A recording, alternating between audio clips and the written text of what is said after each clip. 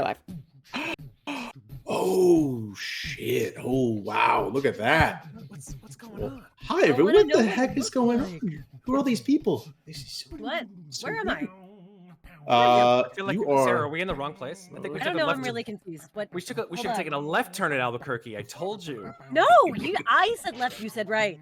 I Two- definitely said No, left. it was you. No. Too my bad, because now you're in hell. Oh man, I'm so happy that this is happening. Yeah, welcome everybody to a very special new chapter in Songs of Creation, and here at Mates of Fate. Things look a little different, right? Yeah, super psyched right now to introduce two brand new players to our Keystone D&D game. We have Sarah. Say hi. Hi, Sarah. And we also have other Matt G. Slices and Dices Matt G. Hello. Whichever you prefer. Yeah. I'm good with whatever you want to call me. Just don't call me late for dinner. Is that a thing? Is that still a thing? Do people even eat dinner together anymore? Like, is that a thing? Ooh, downfall of the nation. Downfall of the nation. Yeah. Man, I remember like when I ended up on a timeshare where the guy was trying to sell some like $3,000 pots and pans on the basis of like the whole society's falling apart because people don't have dinner together, and I was like, yeah, this is a scam. Anyways, that has nothing to do with any of our announcements, but yeah. So right now, this week, we are bringing in Matt and Sarah into our campaign, and then in 2 weeks, we're going to be kicking off the next season of the full lineup, OG Mates of Fates players plus Matt and Sarah, for I think it'll be 6 people if everything works out, which is going to be a first. Actually, wait, no, I've done it one other time, but yeah, it's gonna be fun. Yeah, I'm looking forward to seeing everything that goes on with this campaign. It's heading hopefully in a really good direction. Yeah, so follow us here on Twitch, Mates of Fate, and also Slices and Dices for you guys. Just get notified whenever we go live. Oh yeah, hey, also we've got matesoffate.com for checking out our socials on Instagram, on Twitter. We got merch apparently. I always forget how to get to the merch store, but I will find out, and maybe somebody can post it in the chat. Also, we've got It's some old episodes on YouTube. matesoffate.com, Matt. Come on. Matesoffate.com. That should be easier to remember. Sorry, I'm not here. What the hell is that disembodied voice? What's going on? I thought there was just the 3 of us. Yep. So Wait, you heard that too? Oh, thank God. Well, I just hear some beatboxing maniac in my ears. That's all I hear. I don't know what you're talking about. I don't hear that. So Anything. I just can't. I can't. It's hard. Too good. Like this is what it's all about. So we've also got some old episodes on YouTube, as I was saying, so you can catch up on everything that has happened so far. The sweet sounds that you're hearing comes from our friends at Syrinscape, who I want to thank for providing just this wonderful atmosphere and music tonight. Yeah, check out Syrinscape.com to make your own game that much more epic. And be sure to come back tomorrow night, 8:30 Eastern Time, for a very special Wild Magic Lost Mine of Phandelver. Yeah, that's been one hell of a fun campaign. Yeah, so swing by, and if you want, we are doing it to benefit the Trevor Project. So if you make a donation, you can buy a Wild Magic Surge that will completely screw up Ash's life. Yeah, game's completely off the rails, gone completely crazy. She's losing her mind in real time in front of a live internet audience, and you can help. So yeah, Matt, Sarah, anything you guys you wanted to say or promote? Or Sarah, do you want to promote something? I don't care. Not right now. I gotta come up with a date for the second half of Mercury, which Ash will join us on over on Slices and Dices. Probably not until December, because our calendar is already really full for November. It's nuts. So much going I'll on. have to figure out how to put like a Christmas spin on that, I guess. It's perfect for like black metal Yeah, Death totally. Black Swedish Metal metal and, Christmas. I yeah. mean, my map making software has Christmas trees. Maybe I'll just have to add some into the map somewhere. I don't know. Just We'll find yeah, out. white, black, and red work together as colors. Perfect. That's all you need. Yeah. So let's play some D&D. Heck yeah. Hell yeah. Oh, all right. So. Can we not beatbox anymore? Yeah. Oh man. It's kind of not quite Get the mood focus. for maybe. Okay. Focus. Laser focus. So you walk through Karatesh in Fergandal, the holiest city of the, well, once the Krishtaki Empire. In this particular timeline, not that you're aware of timelines at all, but in all that you have ever known, you live in a divided nation, a nation split in half by the War of the Feathers, the Civil War, Holy War, whatever you would call it, happened well over 500 years ago at this point.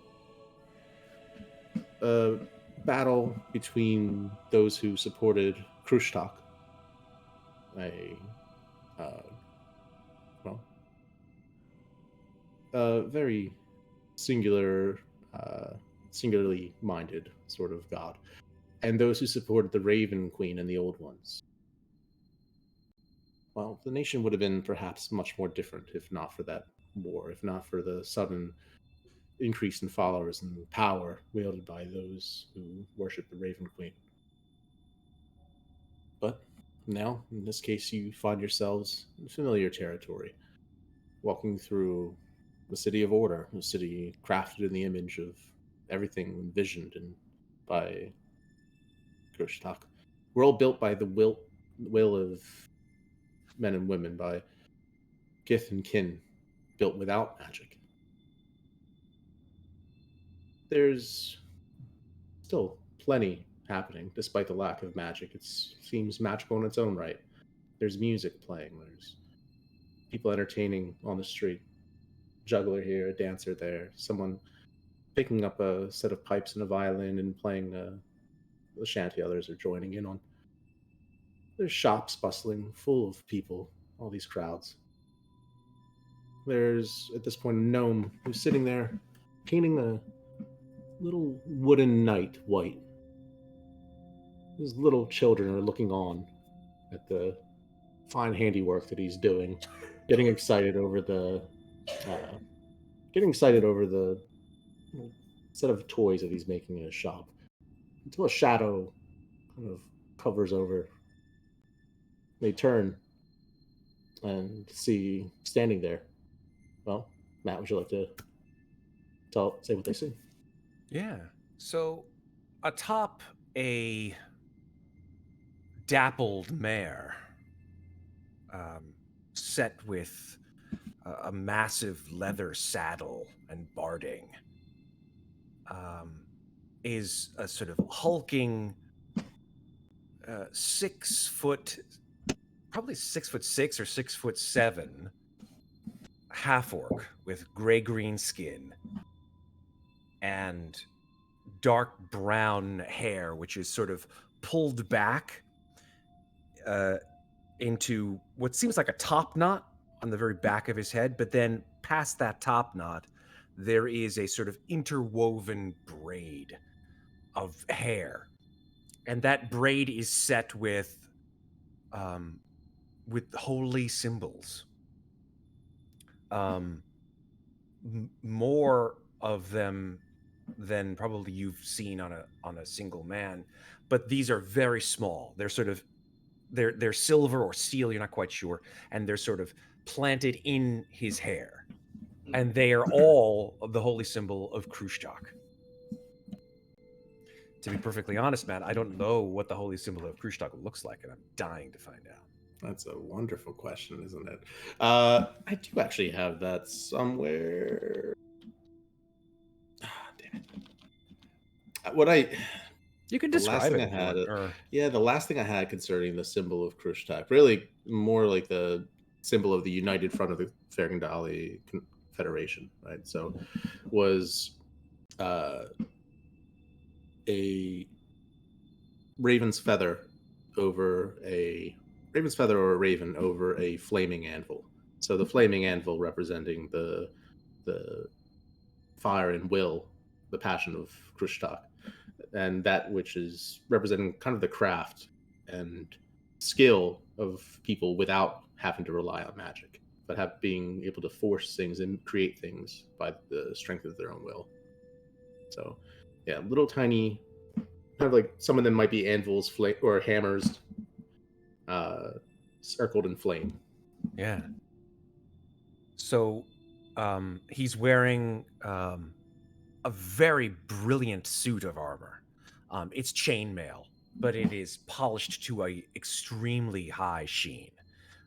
So much so that even in the sort of dull gray of the day, it sort of still glimmers with this sort of ethereal light to it.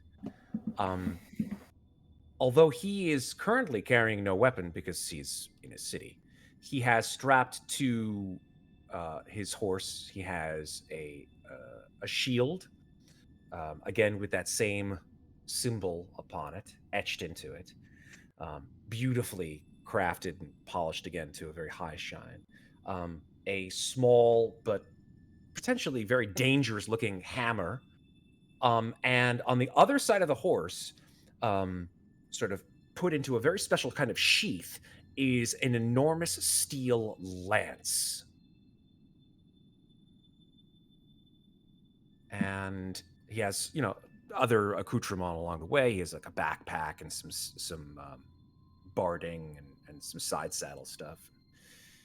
He's sort of pats the mare on the side of her neck and whispers something into her ear, which you can't quite hear.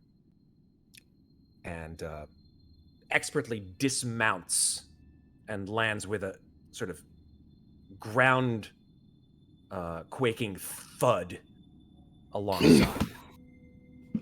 Immediately, the kind of gaggle of children that have been all circling around the gnome making his toys suddenly spread out a bit, and then all circle up around you like, oh my gosh, can I see, let me touch, is it pointy, what's your horse's name? He puts his hand out amongst all the children and he says, children, please, no need to encircle us.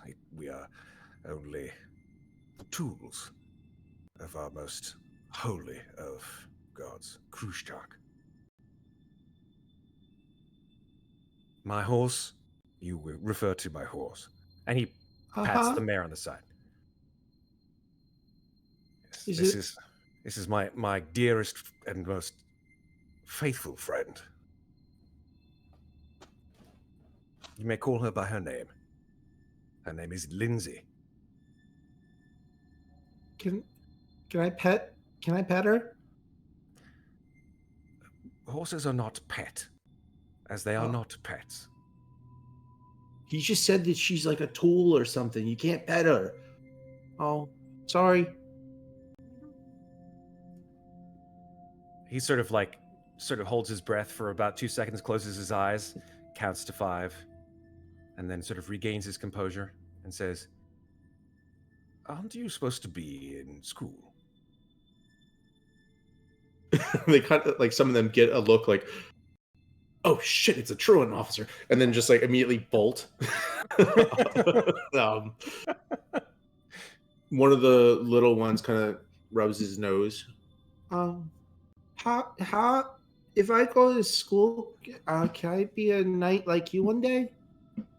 For a second, this figure sort of looks down and doesn't have anything actually to say about that. And then sort of he places one knee on the ground and slowly lowers himself to be at eye level, probably even a little higher than eye level with this child, and says, you must dedicate yourself. Are you ready for that? So the kid, probably about between 3 and 4. I love it. Just looks at you.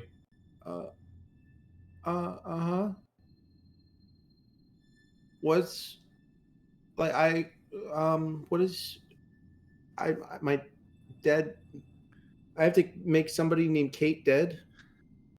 Oh no. You see him sort of like immediately sort of recant and think of different words, and he's just at a loss. He's like, At this point, yeah, the gnome kind Ah. of looks at them and says, "Will you stop bothering? He's a busy man. He's a night to crew stop. Sorry about that, sir." "Oh, of course, no, it's no trouble at all. Children are quite accustomed to me, as I am accustomed to them." Kind of gives like a slow nod, doesn't agree or disagree, just kind of looks up once from his work. Slight incredulous glance. You looking for someone? Yes, I'm on the search for an acquaintance. I do often see her, and I wish to know. Sorry, him. Oftentimes I get confused. I'm looking for a gentleman. Perhaps you know. He's quite well known. He's a man of skill and artifice. I was told I might be able to find him in these environs. It's been quite a long time May. since we've seen each other. Certainly in the right place you find people who use skill in artifice. Artifice. You wouldn't be happy to look for the bloke from Higgershill? Yes. The name is Elian. Hey, you're done scrounging through me tools. You can come on out. You're done using my workshop. And at this point, Elian, would like to describe yourself. Certainly, you hear sort of a muffled crash. And the voice says, just a moment. I'll be one second. I'll be right out. Yes." And emerging from the gnome's shop is honestly a relatively unremarkable looking man. He's about 5'8", not particularly, stocky or strong looking. He's wearing a rumpled suit, whatever passes for a suit in these environs. His hair's a bit of a mess. He's got wire-rimmed glasses that are currently sitting slightly askew on his nose. Perhaps half a day's growth of slightly graying stubble around the jawline. Although he's probably looks late 40s, probably. But the look in his eyes is, I would say, much younger than that. They kind of, well, he looks happy. He looks like a happy person. And he sort of stumbles out, writes his glasses, looks up, and says, "What is the gnome's name?" Paxton. "Oh, yes, sir. Thank you very much, Paxton, for the use of your, pardon me, your cat seems to have taken a liking to me." Oh, there you go. Is that? Hey, man, is that my cat? It Well, might be a assumed stray. it Did was- you let us stray into my workshop? He was in there when I got in there. I think. I don't know. He jumped up on the table and started batting the gears around, and I just sort of assumed he was yours. Friendly creature. I like him. Yeah. At any rate, yes. Fair enough. As long as he's a good master, then I might as well be paying him wages. There you are. Well, I did give him quite a few ear scratches, but yes.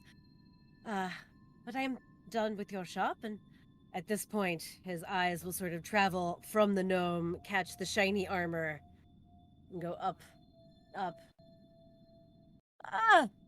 Adrin, it has been quite some time since I've seen you last, my friend. How are you? Oh, my dear friend, Elian.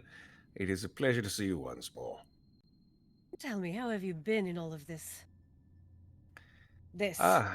Yes, this, indeed. I don't often visit this city, but I was under the understanding that you were here, and so I took it upon myself to visit this part of town, pay you a visit for old time's sake, if you understand.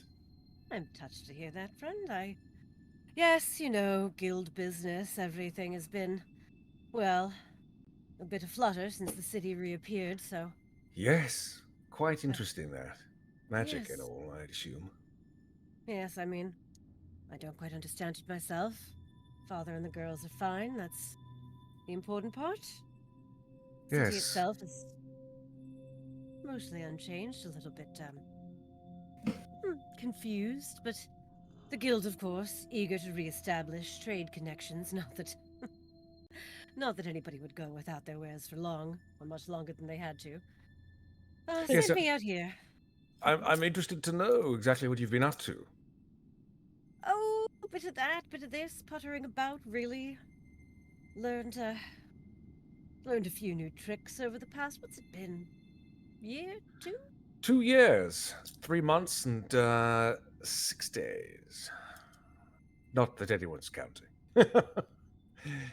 Clearly not. No, just bit of the usual, picking up the odd job, crafting the odd bit of shimmer. How, sort of looks down at the ground and then reconnects eye contact and says, how does your mother? Oh, well, let's see. I believe I last saw her 8 to 9 months ago. She's well? Well, as always, you know her. Nothing quite keeps her down. One would hope. One would hope. Hmm. I have been remiss in paying her my respects. Times being what they are, I'm often called to my duties, and haven't had the time or the inclination, of course. Well, Mother wouldn't have it any other way. She understands your devotion to the cause. Does she? Perhaps better than anyone. Sometimes I wonder, but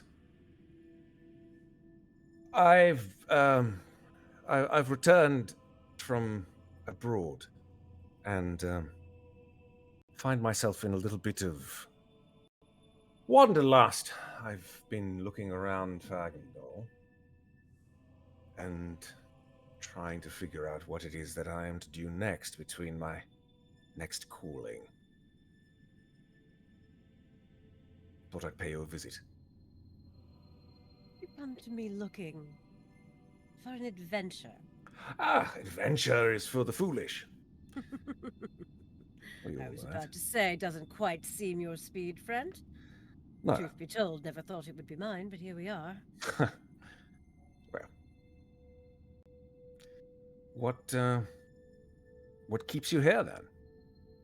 Oh, well, you know how it is.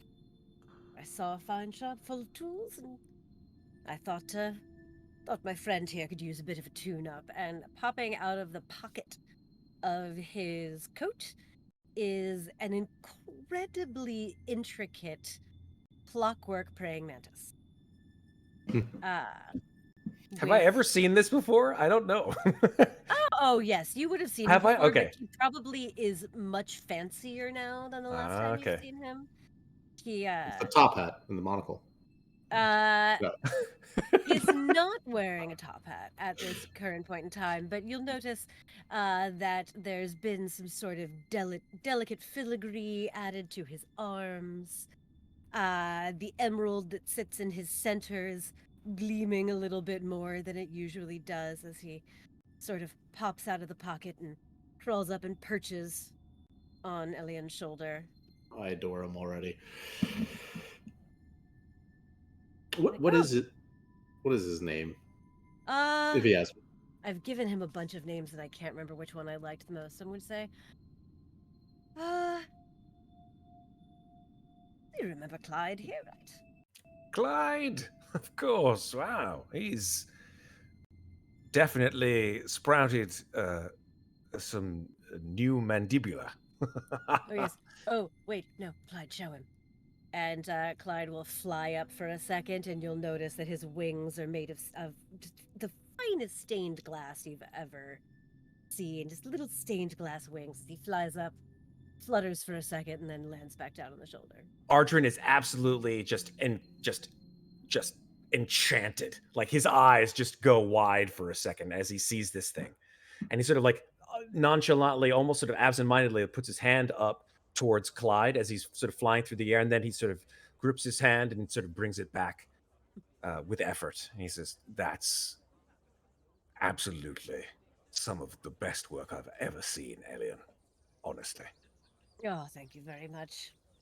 He and I do enjoy our time together, and well, if I take care of my friend, he'll take care of me. At this point, Lindsay kind of gives like a stamp and everything. What's the matter, girl? As let's say a number of your, you said you had retainers, is that correct? Yes, I do. I just have to remember their names. Let's say the eldest of them. Okay. Yeah, that's true. I didn't mention the 3 retainers that I, as a paladin, have. Amazing. As a knight, specifically. Yes, because I have the knight background. So you get 3 retainers as a knight. Up to 3. Maybe they've sort of gone through a cycle. But some these of ones them could be running. We'll say that for now, if it's okay. 2 of them could be running errands for now. Okay, Yay. fantastic. Yeah, Yes, that way I fine. don't So have to remember their names. Yeah.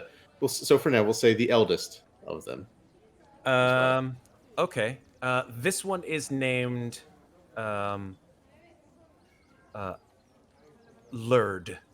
His name is Lurd. Lurd. Lurd. Lurd. Yes. Yes. Lurd comes up. Easy, Lindsay. Sir, I've just gotten this letter from the Zikri. It seems you've been called. Ardrin's face immediately sort of shifts from a broad grin to sort of a serious business look, and holds his hand out for Lurd to put the parchment into it. Okay. Hands it to you. You gives a curt bow, and then reaches into his pocket, clutches out a small pear, and holds it up to Lindsay. He proceeds to chomp down on it. Okay. And then the letter itself, you open it here, or? Yeah, I mean, yeah. I have nothing to hide, so. So, Arjun, you are directed to report post haste to Viora Lanakai in the Zikri this afternoon. Your tinker friend should accompany you, as this matter could be aided by his assistance. I'm gonna ask you for spellings because I'm a note. Sure. taker. Yeah. Oh, yeah. That's No. the way I am as a player. All good. I will post. I'll post it. Well, yeah. It's Viora. Okay. Last name Lanikai. Lanikai. Yes, Viora Lanakai. Okay. And she is in the Zikri. Ezikri. Do I know? Yeah, without yeah. So without question, you know them both. You know Ezikri. The Ezikri is the holiest temple. You can see it from here, from anywhere in the city. You can see that enormous cathedral would be an understatement. This immense structure, the center of all of everything to do with Krishtak in this world. It is really, from the outside, it looks like this massive, round-domed structure. I'd say comparable maybe to, what is it in Constantinople? Yeah. Yeah, so comparable to that, right? But where the not so symmetrical, right? So there's more spires coming off that kind of abut the coastal wall that faces against the sea. It's on the top of this plateau that ridges along the coastline, going up with immense hills leading up to the base of it. So you've got to get there today. You've got a little bit of a walk to get across town. Okay. So, but you can certainly catch up with your friend and also inform him that Elian needs to accompany you. As what even though Elian, you are not a Krushtaki knight or disciple directly, you No, are but I have in my the holy city, and connections. you are in the holy city, and you've been summoned by the powers that be.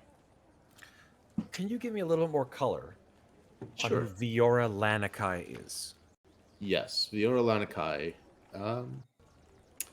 Viora Lanikai is third in line to the Empress, reporting Oh, directly to the favored bride. fucking hell. Okay. Yeah. So yeah. So what so actually roll it. Well, no, I'm not even going to make you roll a history check, as this is something you would just know, being a being a Krishtaki And knight. I'm assuming with my mother being who she was, it's something that I would know You too. probably you've heard. Yeah. I know these things also. Yeah. So yeah, she's up there. Viora Lanikai, you know her personally, Ardern, as you've met her before. You're actually relatively close friends.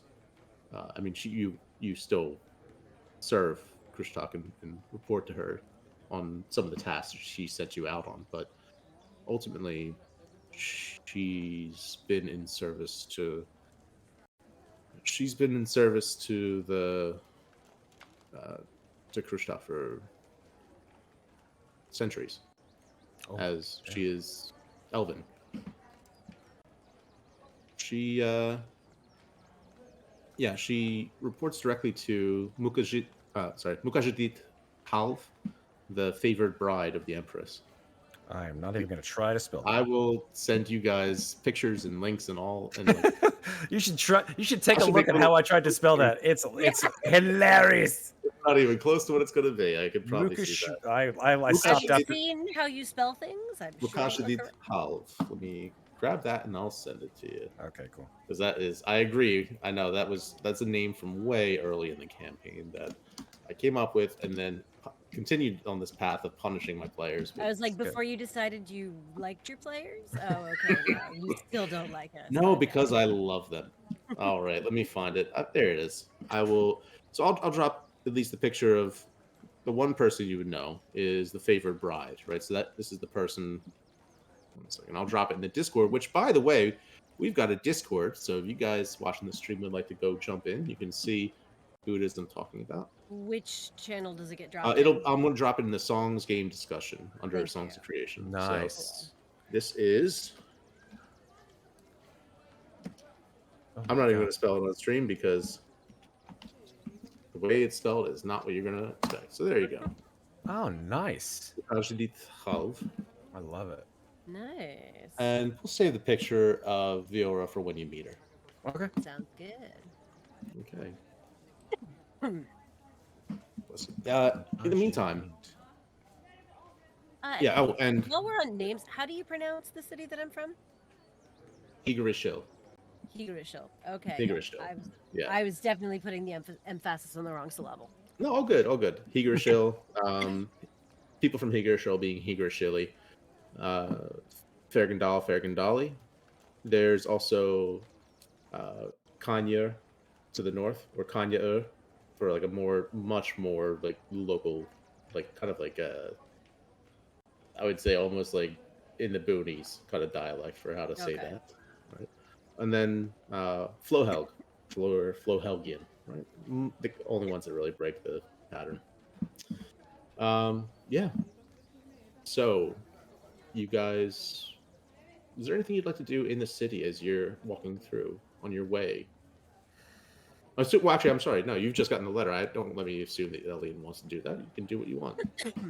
Yeah, I'm gonna go ahead and say Ardrin sort of goes over to Elian and takes him aside and says, "Elian, I've just received some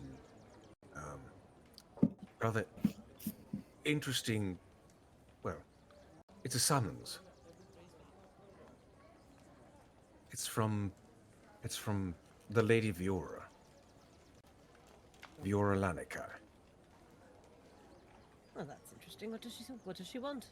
She wishes to see me. And interestingly enough, you as well. And I open the letter and I show Elian. Elian looks at the letter, and that's. I would ask how she knew we were together, but she has her ways, I'm sure. You can make a perception check. I will do that. Is my perception? Oh god, so many things on the screen. Okay. 22. Oh yeah, with the And 22. pardon me for the No, hacking. you're good. Seriously, you're fine. So with the 22, I'd say you notice among the throng of children you saw gathering around the toy maker shop and everything, you see one that seems maybe a little more observant. And kind of like as you like turn your head and you kind of catch their eye, they sort of like not quite so subtly as they maybe would have liked turn and just try to walk. They're trying to walk, casually, but you can see that there's sort of that stiffness to their gait. That I just sort of I smile at the kid and give them a little wave, like, "Don't worry about it, it's fine." Like he sort of expects to be watched when he's in a religious city at this point. So this is well. There are spies abundant in throughout Atesh, throughout Ferengdal, throughout all of Staleshire, really. Well, she knows I'm here, and it would be rude to pretend otherwise, so of course I shall join you. Excellent. I wish I could say that there was room on Lindsay for two.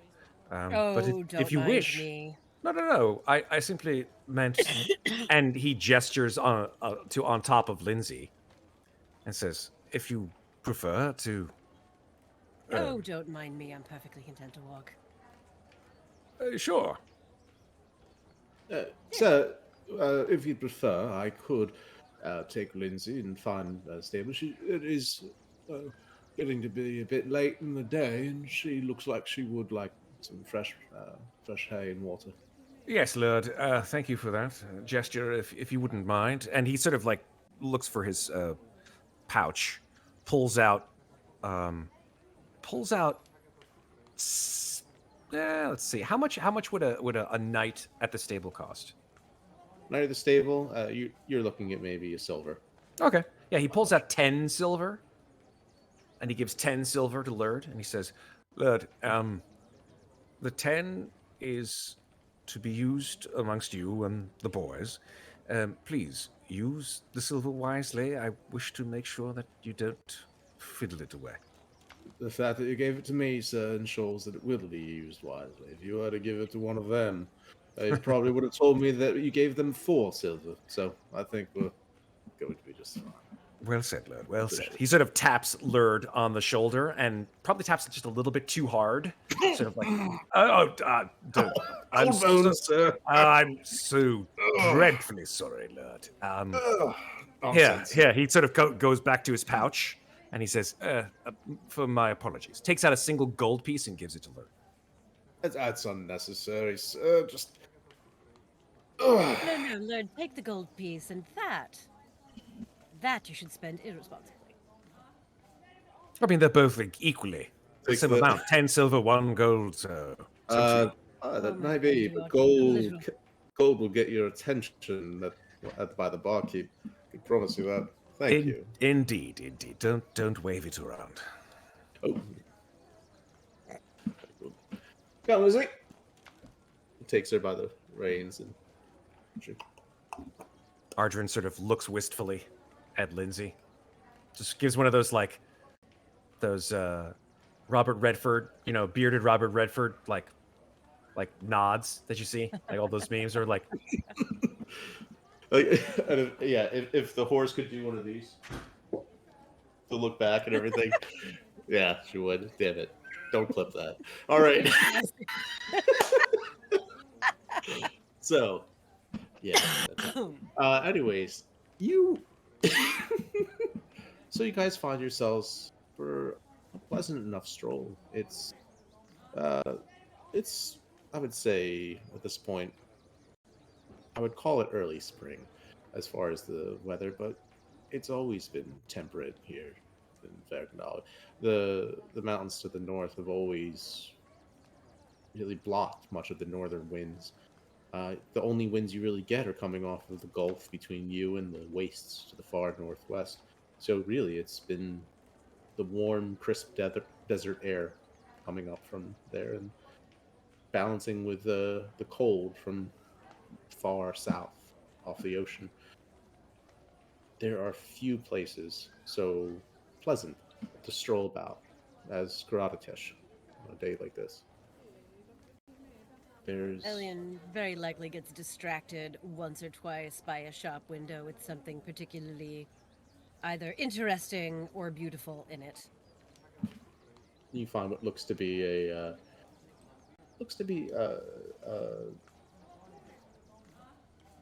we'll call it like a lamp of some sort, but it looks to be a combination of mechanical and artistic, right? So it's got this look like at first you can't quite tell what it is. It looks maybe like a shell or something like that. And as the shopkeep kind of tinkers at it, you see it start to unfold like the wings of a swan until it unfolds completely and a head opens up and then a bit of a flame from its mouth. Oh, now that is delightful. Roger, did you see that? I'm sorry, what? Oh, come here, look at this. Again, my good sir, please. Oh, of course, it is a delight. What? Are you from Higurashi? What gave me away? Your taste, for one. Ah, here we are. And if I just wander back up. And you see the wings kind of fold back And in. like he's sort of watching as it goes. He's like watching all of the mechanisms of how this thing works. So you see a simple gear reducer from the primary drive going into another interesting actuator that helps to translate the motion and all these different parts that you're seeing. And you don't just see a pretty swan that opens up its wings, but you see hours and hours of thought that went into making every single part work, and probably a lot of those, 3 steps forward, 2 steps back, 1 step forward. Shit, why am I doing this? Oh man, you see every single night that this person has struggled with this project because you've had those same kinds of feelings. Making Clyde, who kind of at this point will say, peeks out. Actually, wait, is Clyde sentient or like enough to be able to? He's a homunculus, so yeah, he's sentient. Oh yeah. enough. So yeah, Clyde peeks out. Yeah. Yes, Clyde is equally fascinated by the swan. Like And after little hand motions. I'll like sort of like hop him on my finger and like put him closer if he wants to take a better look at it. Like looks up close, but then once the swan unfolds completely, and then the spout of flame coming out of its mouth goes. Flies back to the shoulder immediately. Yeah, into like the scuttles pocket. back and then into the pocket. Where it Yes. just- yeah. Did you see that, Audrey? A remarkable piece of work. Did you craft this yourself, my good Thank sir? you. Yes, over many a night of toil and struggle, my husband and I have made a wondrous effort to make this, and we have other pieces as well. If you'd like to see. He really, really wants to, but he looks over at Ardrin and is like, "Oh, I would that I could, but unfortunately, my friend and I do have an appointment to keep." Very good. I am Vamel. You are most welcome to come here, as it would be great to converse with someone from my home. Have you heard the news? Everyone is talking about it. Oh, the return. Yes, I've Yes. actually just recently come from there myself, on behalf of the Jewelers Guild. To know that Higurashi is not lost. It is. I was a traveling merchant back and forth. Non-magical items, but items created within, industry and ingenuity always appealed to Ferret and Dolly. So I was never quite so good with the magic, and that worked for me. I found client base here, and has been done quite well for myself. Oh, this piece is absolutely exquisite. Oh, my name, by the way, is Elian Greystone. A pleasure. Takes your hand, Vermeil. shakes it. Vermeil? What was his name? Vamil. Vamil? Vamil. Vamil, it was lovely to make your acquaintance, and should I find myself in the city longer, I will absolutely take you up on your offer to examine the rest of your shop. I'm sure it is. Well, I'm sure if it's anything as impressive as this, I may never leave. Do me much honor. Good day.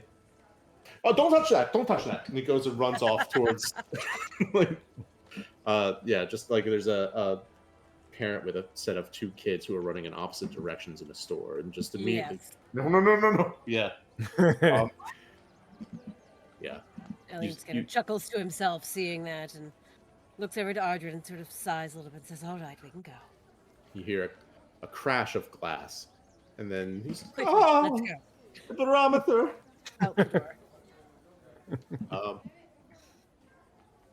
Yeah. You kind of, yeah, you have a chuckle as you kind of think back to, your own kind of nights of toil and inventions. And also remembering when my sisters were little and crashing around the house and breaking everything they got their hands on. Yes. Probably your first project that you tinkered with and were so proud of until they got their sticky fingers all little over. fingers on it. Gummed up the gears with strawberry jam. Mm. I'm not still mad about it. I'm not. It looks like gear oil. It's not. I don't bring it up every time I see Laneth in public. I don't. Oh, man. So, soon enough, you're whining around. The smell of butter poached trout starts to catch your nose. Oh, it smells lovely. There's bits of lemon squeezed on it, and you can see it. The flames kick up from a nearby stall. There's what looks to be a Goliath who is holding arguably the biggest wok you've ever seen, and just giving it a hefty stir as bits of rice, really a mounds of it, kick up, sending out these waves of steam coming up over the fire. There's a crowd starting to be drawn, just like the children were to the toy makers. You can see there are people lining up for some of the food here in the stalls just outside of Itzikri. Plenty of people hungry in the city. What is he cooking? Is it something that I'm familiar with, or? It's just almost like a staple street food for the masses, right? So it's the kind of thing, like, it's not a restaurant where you're getting like proper plating and this and that. This is good, proper, traditional Fergandali dish that I don't have a name for because it's just, they don't name it. They're like, oh, it's fish and rice. Too good for names. Oh, fish and rice. Fish and rice. Fish and rice. Yep. Pretty much like people just say that, yeah, I'll take 2, man. And they just keep on lining up. Ardren sort of looks over and sort of just breathes in the smell, smiles to himself, and just kind of thinks for a second about a different time and a different place. And then quickly closes his eyes and shuts them, and then moves on. Sound of soldiers drilling. Familiar drills. You recall doing them yourself. Learning not the simple kind of fighting style that came to you, that sort of primal me versus the world survival that pitted you into these impossible situations from your youth. But no, you find the familiar sounds and smile to yourself, remembering those days. You start to climb the hill up towards Itzikri.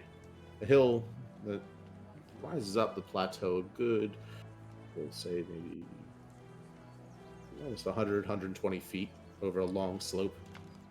You can look over into the courtyard where you can see probably about 1,000 soldiers, all of them lined up in a perfect grid, each one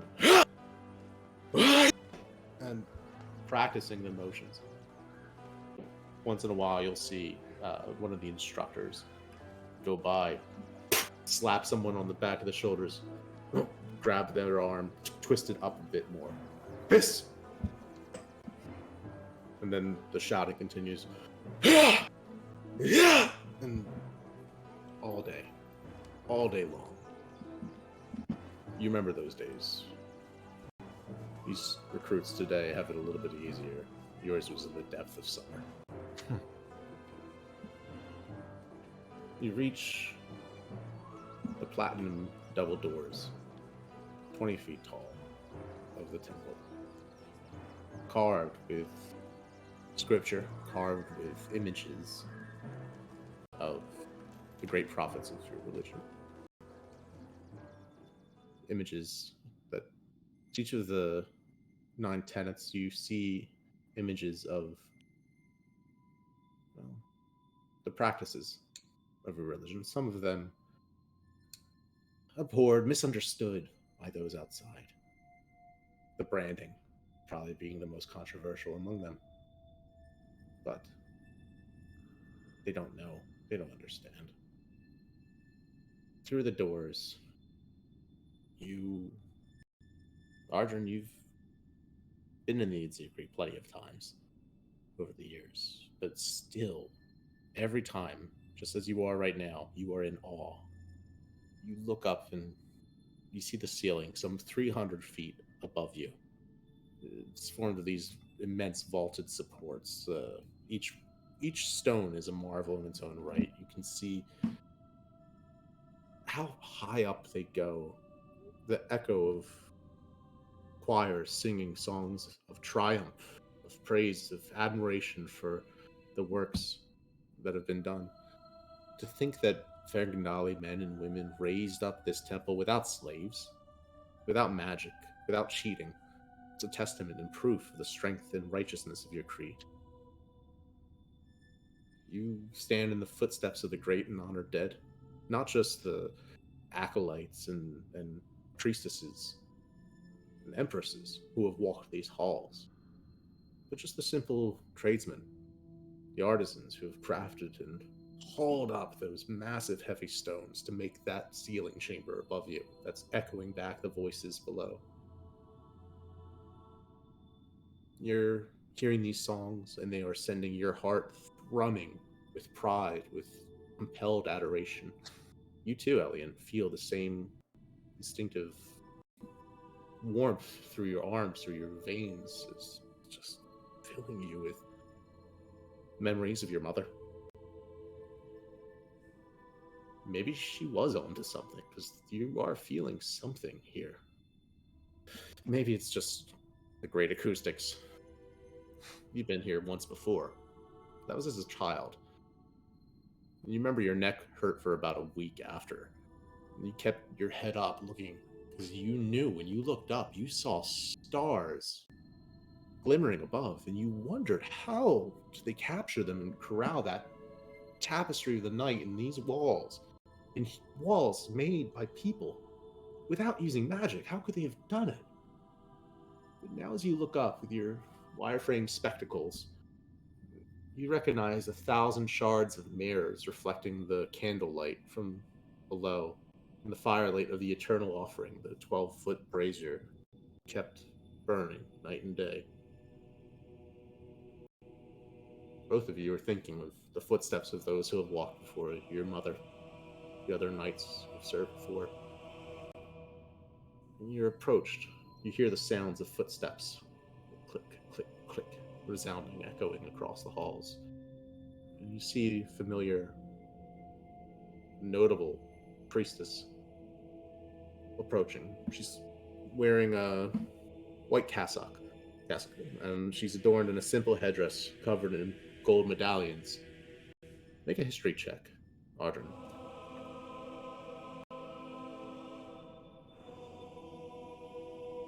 Got a 19. You know that every single one of those medallions comes from a decade of service, and you see probably 30, 40 of them just for this headdress alone. So the woman before you looks to be 30, but with that headdress underneath of it, you know there are those pointed ears. Viora Lanakai has lived in this temple for centuries, probably since the War of the Feathers, when she fought firsthand for Krishtaki Dominion. There's few people that can offer so much wisdom and maybe so much direction as you're currently seeking. Let me, while I'm at it, drop a picture in the chat so you know what she looks like, and I'll add in her name so you know what you already know what she looks like. Dope. So again, jump in the Discord if you want to see who these people are.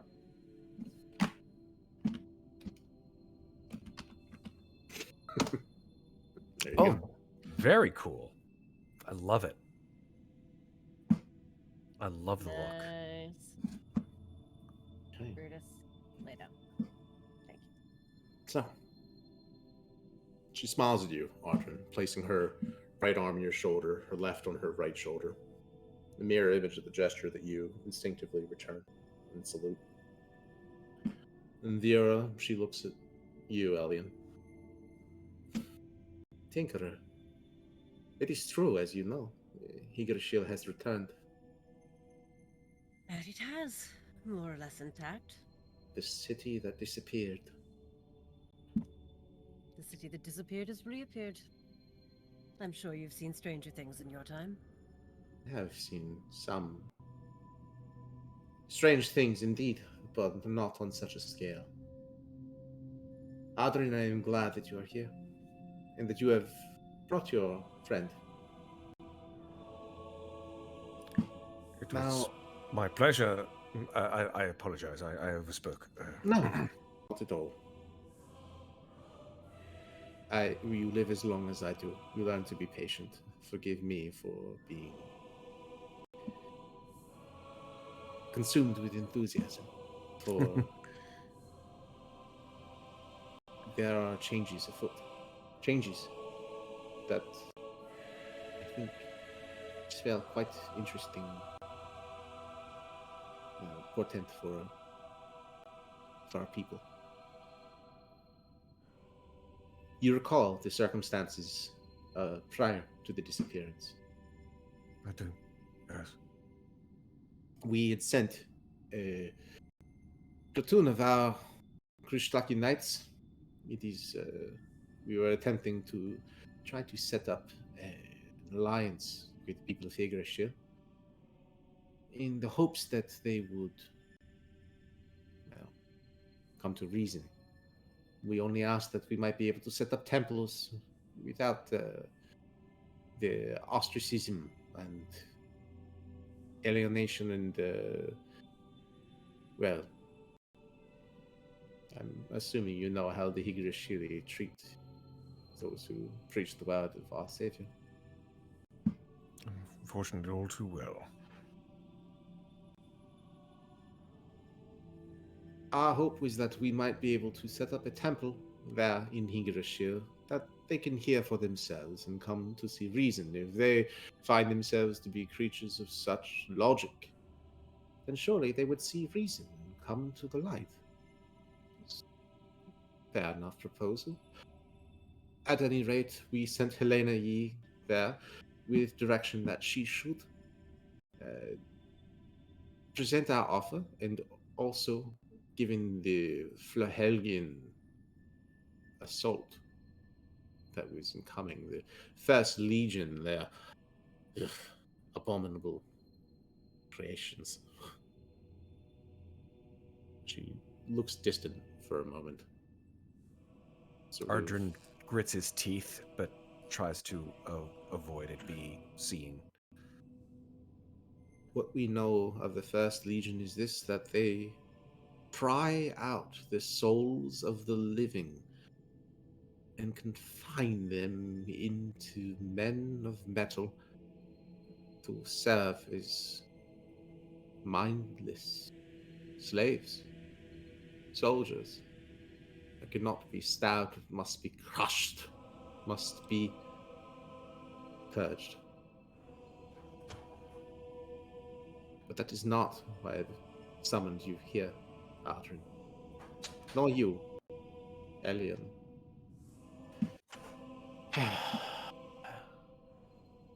Mr. Greystone, you have been to Higurashi since the disappearance, yes? Yes, I have just but come there. I have but just come from there. I was hoping that you might have to see if you'd had any intelligence of how on earth they had survived the assault and where they had been. Had you heard anything of it?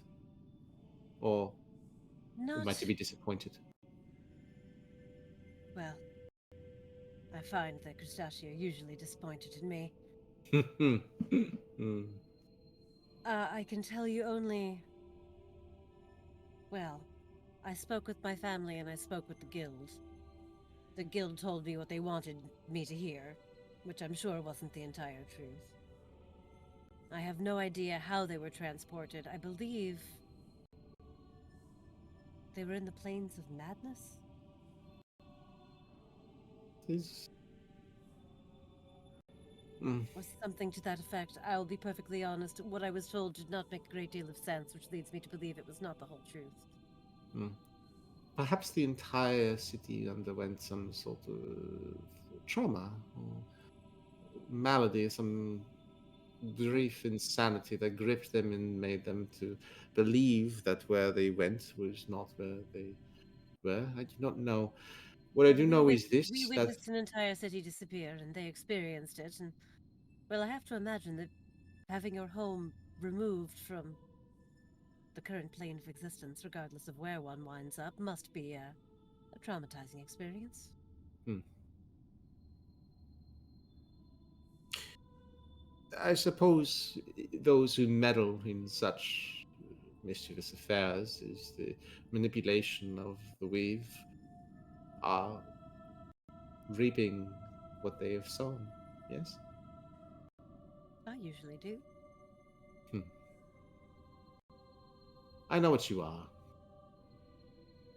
You are a tinkerer, one who likes to see how things work, one who likes to toy and meddle. See to it that you do not meddle with forces of the weave while you walk this city. Yes? Wouldn't dream of it. Being that as it may, I apologize if my warnings and approbations are coming across as hostile. You see, I've had a few days that present me with information such as today, a number of developments worth noting. First of all, with the return of Higurashi, we've seen other creatures emerging.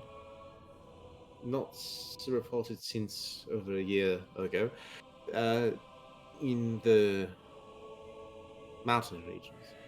Uh, Beyond that, we've also had reports of inhabitants squatting in the oblation south of Shriad. That's forbidden territory per the armistice.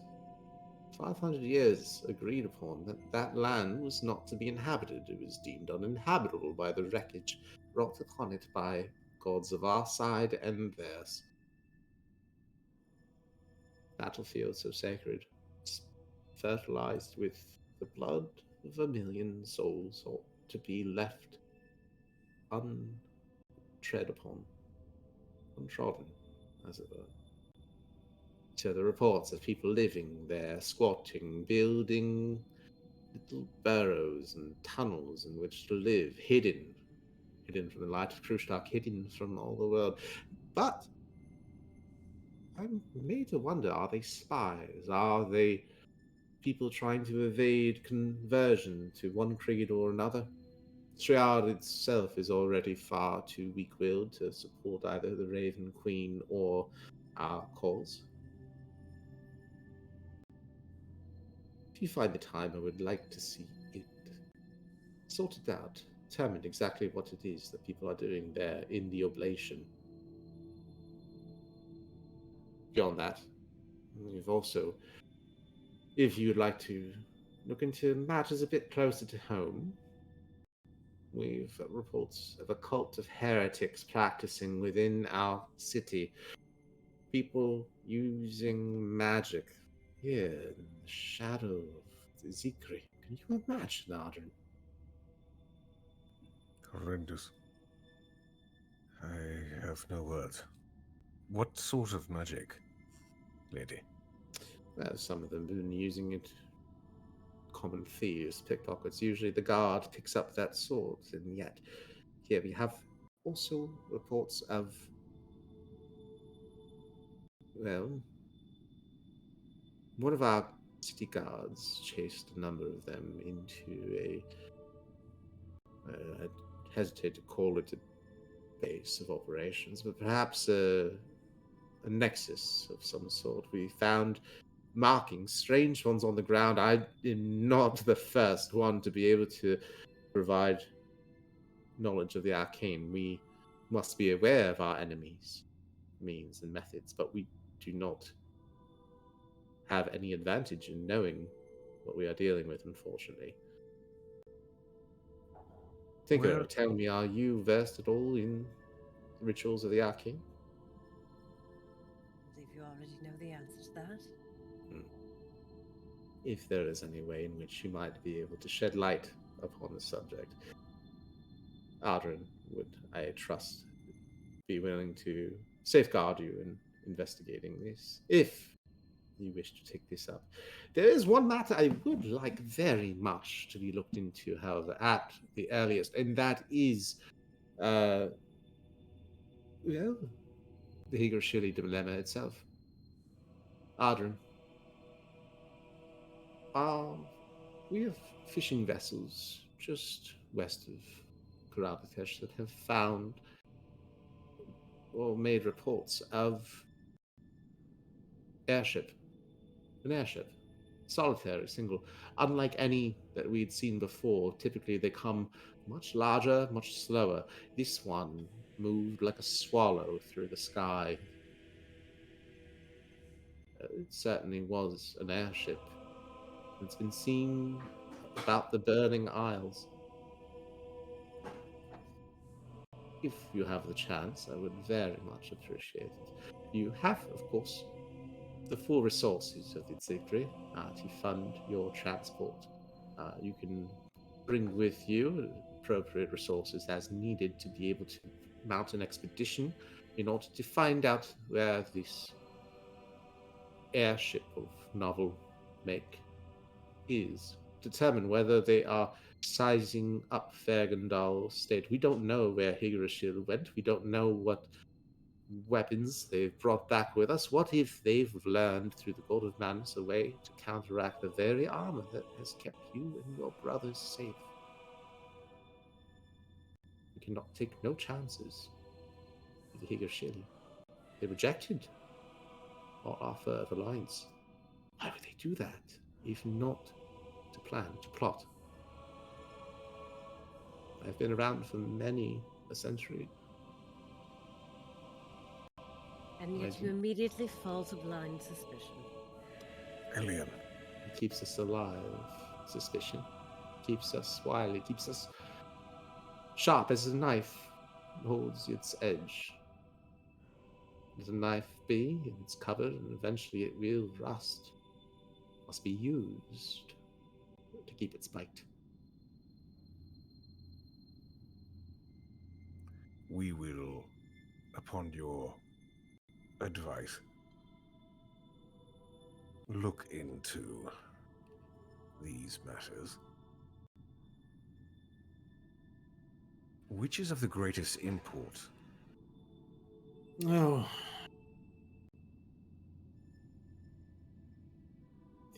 Import. Who can say? Which poses Actually- the greatest threat?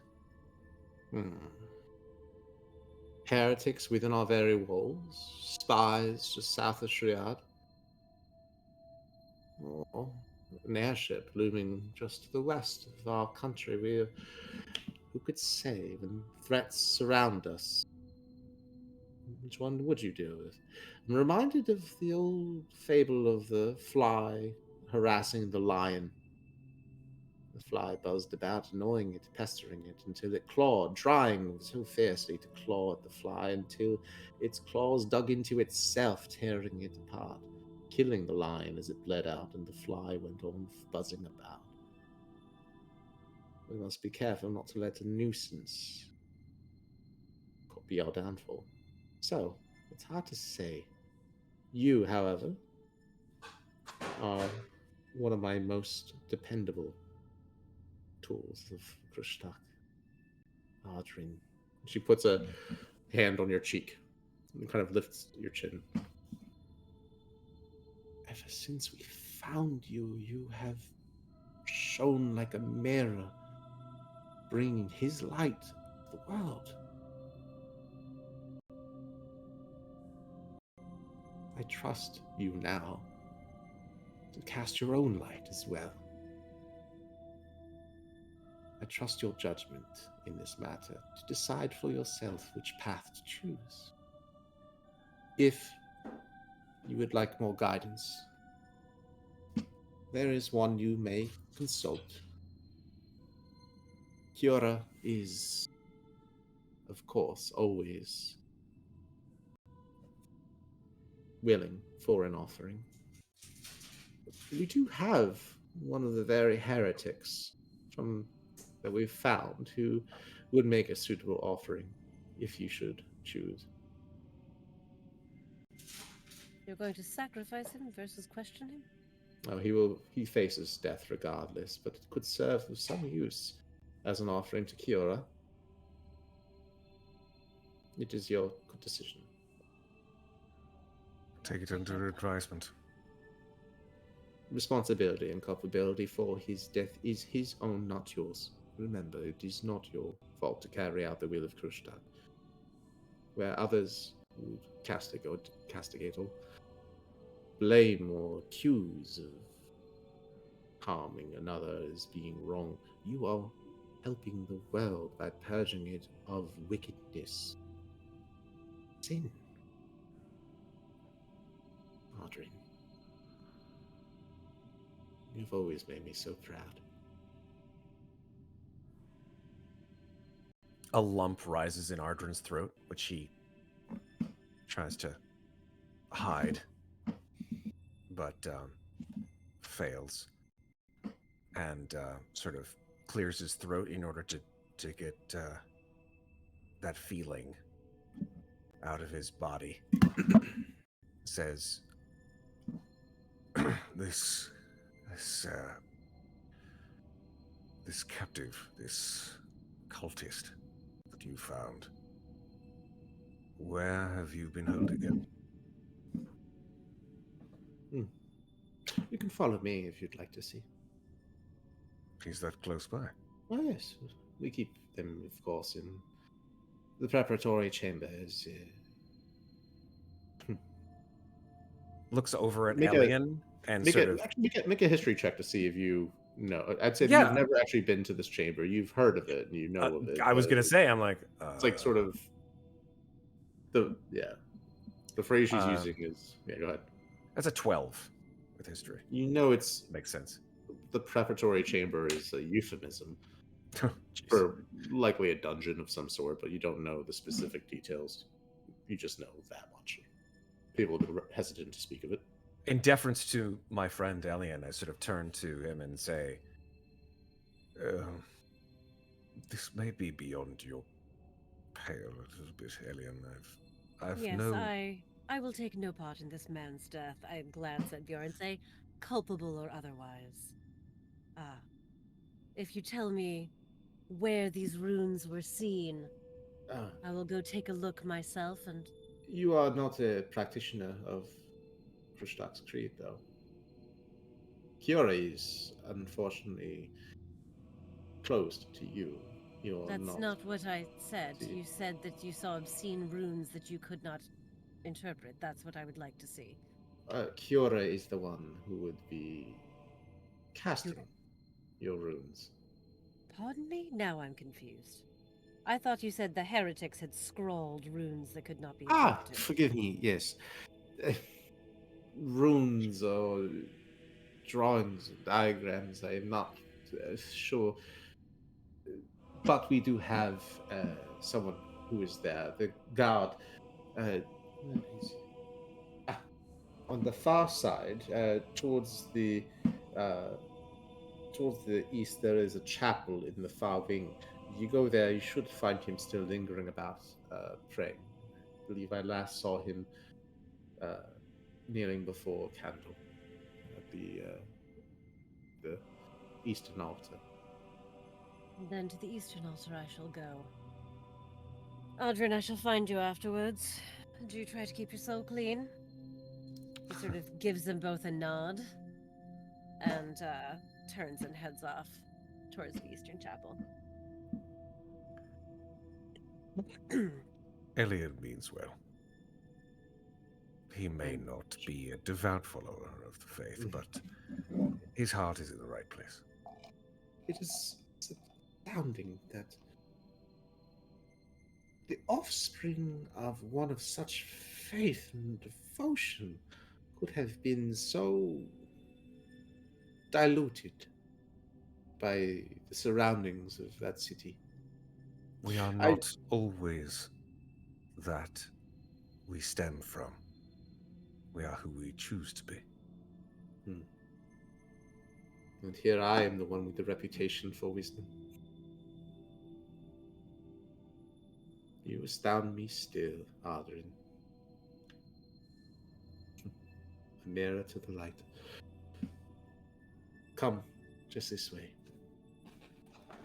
She leads you. Yeah, he sort of follows her just at lockstep. You enter first into a room shaped sort of spherically on the inside. The walls themselves lined about every half foot with a vial, small, enough to fit in a pocket, perhaps. Small vial of red liquid. Make a history check or a religion check, your choice. I will go with religion. They're both the same, +6. I only get an 11. You know enough about this room to know some of the history. It's a shrine of commemorating the dead, the fallen dead, the blood of your Krishtathi brothers floating in each of those vials. You don't know how long, you don't know how many. You know that this room has been special. You're not quite sure of its significance beyond that. There are other rooms like this, other shrines.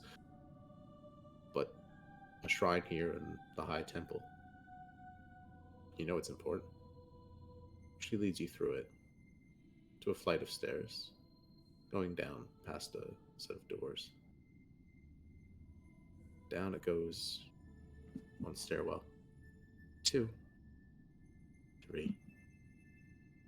The choral music of the chamber above no longer reaches your ears. Here you hear the drip, drip, drip, drip. Stagnant water just collecting, pooling at the ceiling. The chamber itself maybe goes up about 18 feet tall, vaulted, simpler columns from an older time. You've heard of the preparatory room. On the upper corners of the room, well, make a perception check to see if you would notice this first, or if she had to point it out to you. Oh boy. You'll note that Ardrin is not very perceptive. He has a passive perception of 9. Just kind of, your eyes are adjusting. Yeah, he's basically just me without glasses. There we go. Surprisingly, I got a 12. Oh. All right. So, amid the drip, drip, drip, one of the drips lands on your cheek. You note how warm it feels. The red You look up, and you see hanging from the corbels on one of the corners of the edge of this, where the ceiling meets the walls, you see a number of captives chained up, faces beaten, bloodied, chained, hanging from their shoulders, their chest facing down, head cast. They're just chained to the upper part of the wall, hanging down.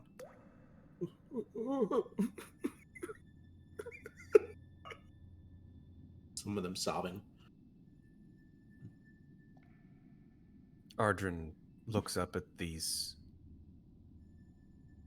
poor, sinful souls. Just sighs. There's not we can do for them in this life. But they can still serve most glorious purpose. She goes, pulls out a key from her cloak,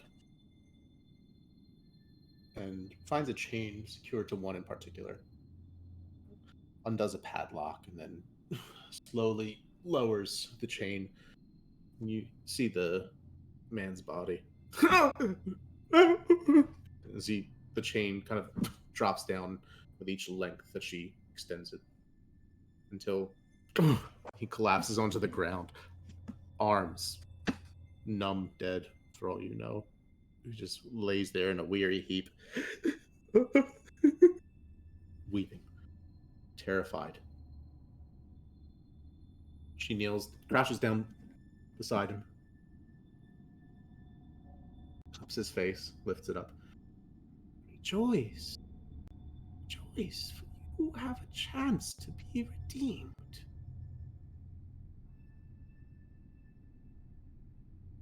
Adrian, there is a chamber just beyond this hallway that you will find Kira.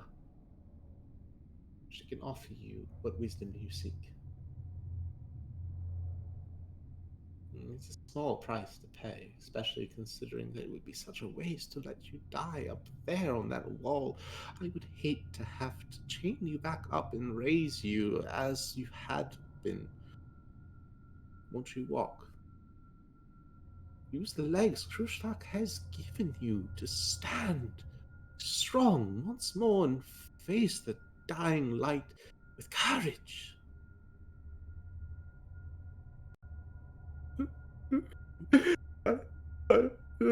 I'm sorry. Sorry. Forgive me, Adrian. I have little patience to abide such late half measures. Sorry. Nothing to forgive. Elian, Yes. you find the chamber with the Eastern altar. Not a room that you vaguely remember seeing, but not having gone into with your mother. You saw her go in. Can't quite recall. You can make a history check to try and recall this personal memory. I will do so. 27. 27. Maybe it's the smell of the incense. Maybe it's the song. Something takes you back with precise recollection. The murmured sounds of your mother's voice praying. Let him be consistent and true. True to himself. Let him be true to himself. And true to you, O Lord. Let him be a shining example as we go preach your truth to those heathens. Let them see Elian and be inspired.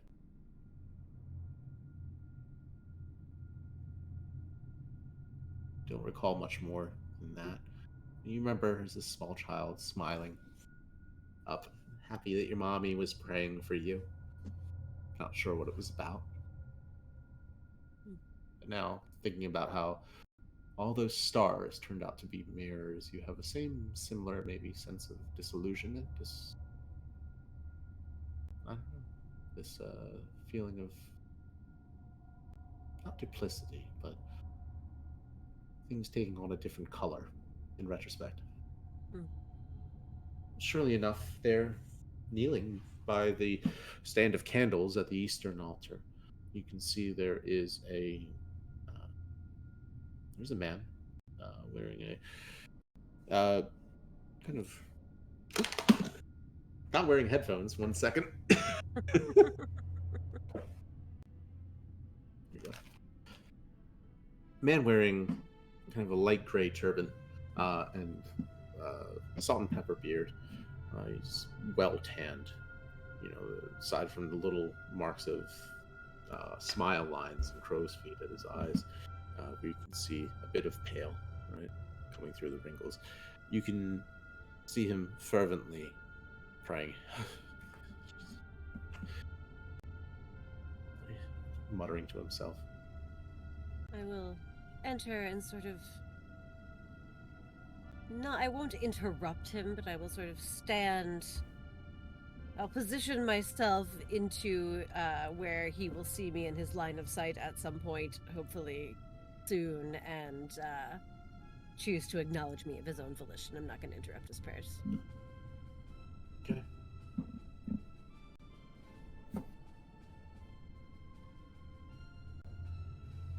Please. I might get a You little... can light a impatient. candle if you'd like. Oh, I'm terribly sorry I didn't come to light a candle. I actually came to speak to you, but you do seem occupied. Sorry to interrupt your devotions, but I was told that you were present when some disturbing runes were found scrawled on the city grounds. Yes. Yes. I've been asked by Viora to discuss them with you to see if I can shed a bit of light on what they may have signified. I have to say, I hadn't expected my prayers to be answered quite so quickly. My name is Kireth. Yes, I saw some strange things in my day as a guard here, but I've never seen a soul disappear up in a puff of smoke and sulfur, jumping into a circle. That was something unusual. Well, I honestly wasn't sure whether I'd burn up if I stepped into the circle myself either. It might have been a trap, but then soon enough, got one of the rooks to brave stepping into it, gave him a shove, and he screamed, "Ah!" Besides the point, sorry. The runes were in a circle. Yes. It was the outer edge was a circle, and then there's a number of lines going between, like I could see children playing with yarn and the fingers trying to make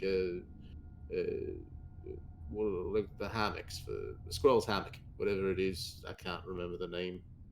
Cat's cradle? Kittens. The cat's cradle. You're from Higgleshill, aren't you?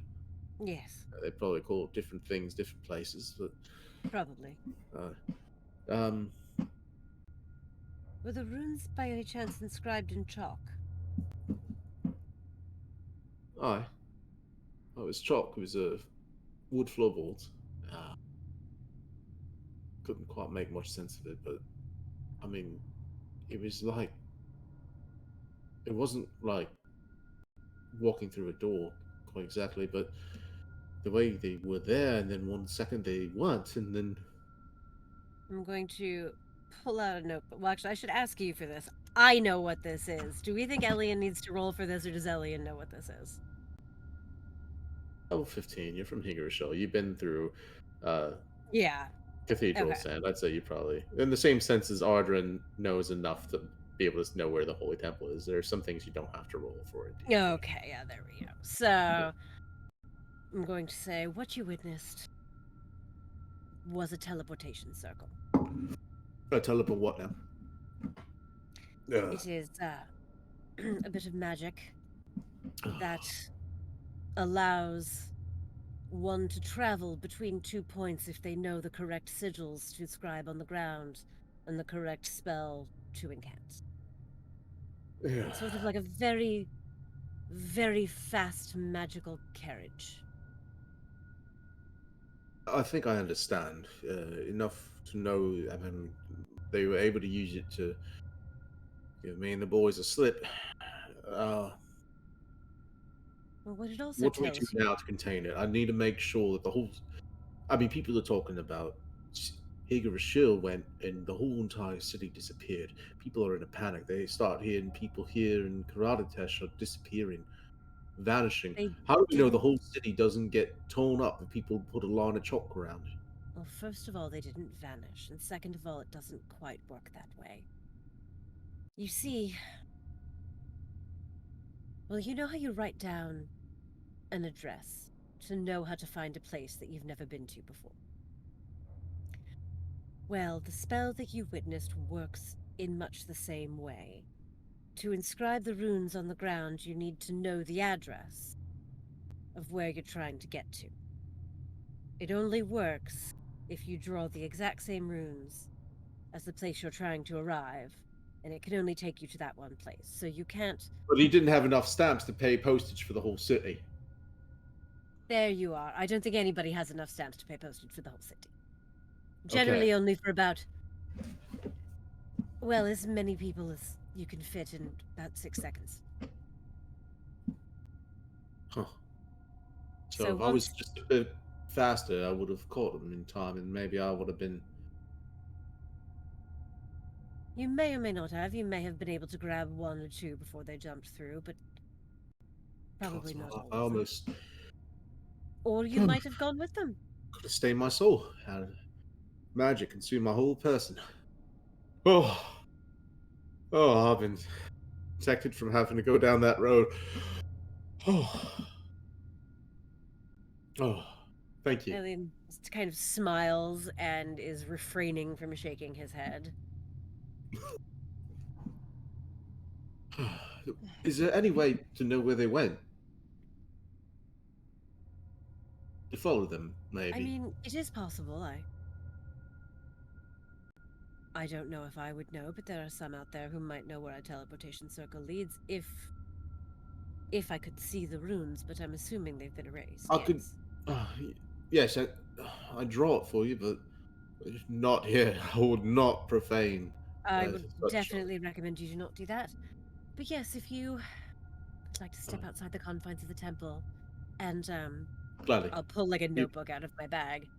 If you could help us to find others and to maybe stop them from being able to cast spells here in the city, we could send out or look out. I'll make sure that the entire building is raised so as to make sure that any residual magics of sorts might not bleed out There into the local should water not- supply, and then It that should doesn't be. work that way. You'll be fine.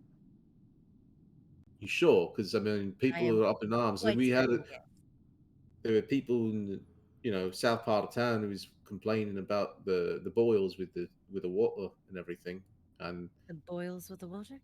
they had to boil the water or else they get That's not magic, that's disease. the what now? That's basic hygiene.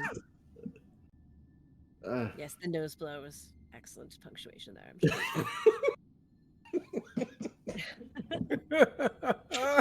oh God.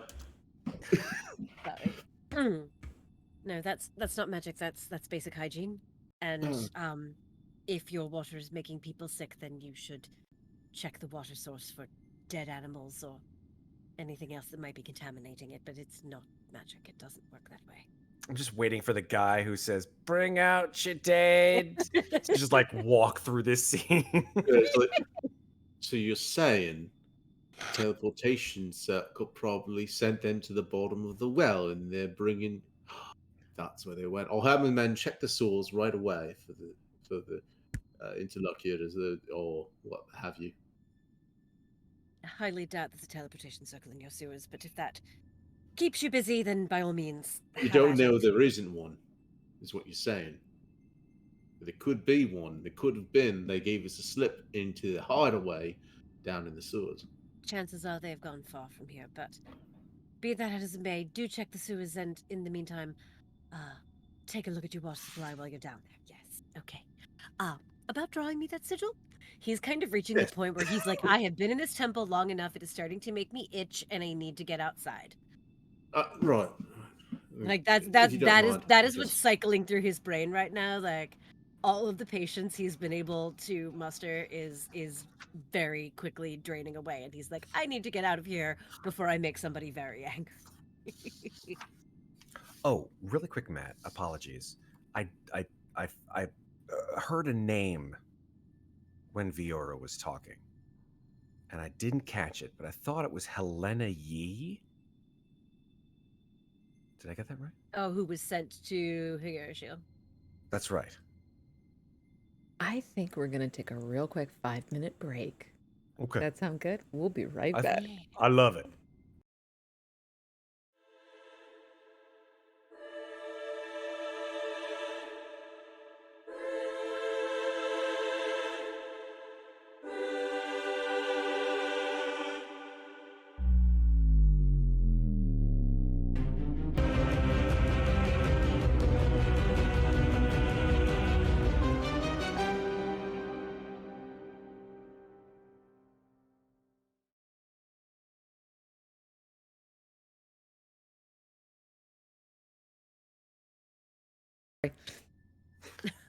Yes, we are live. Fuck, sorry.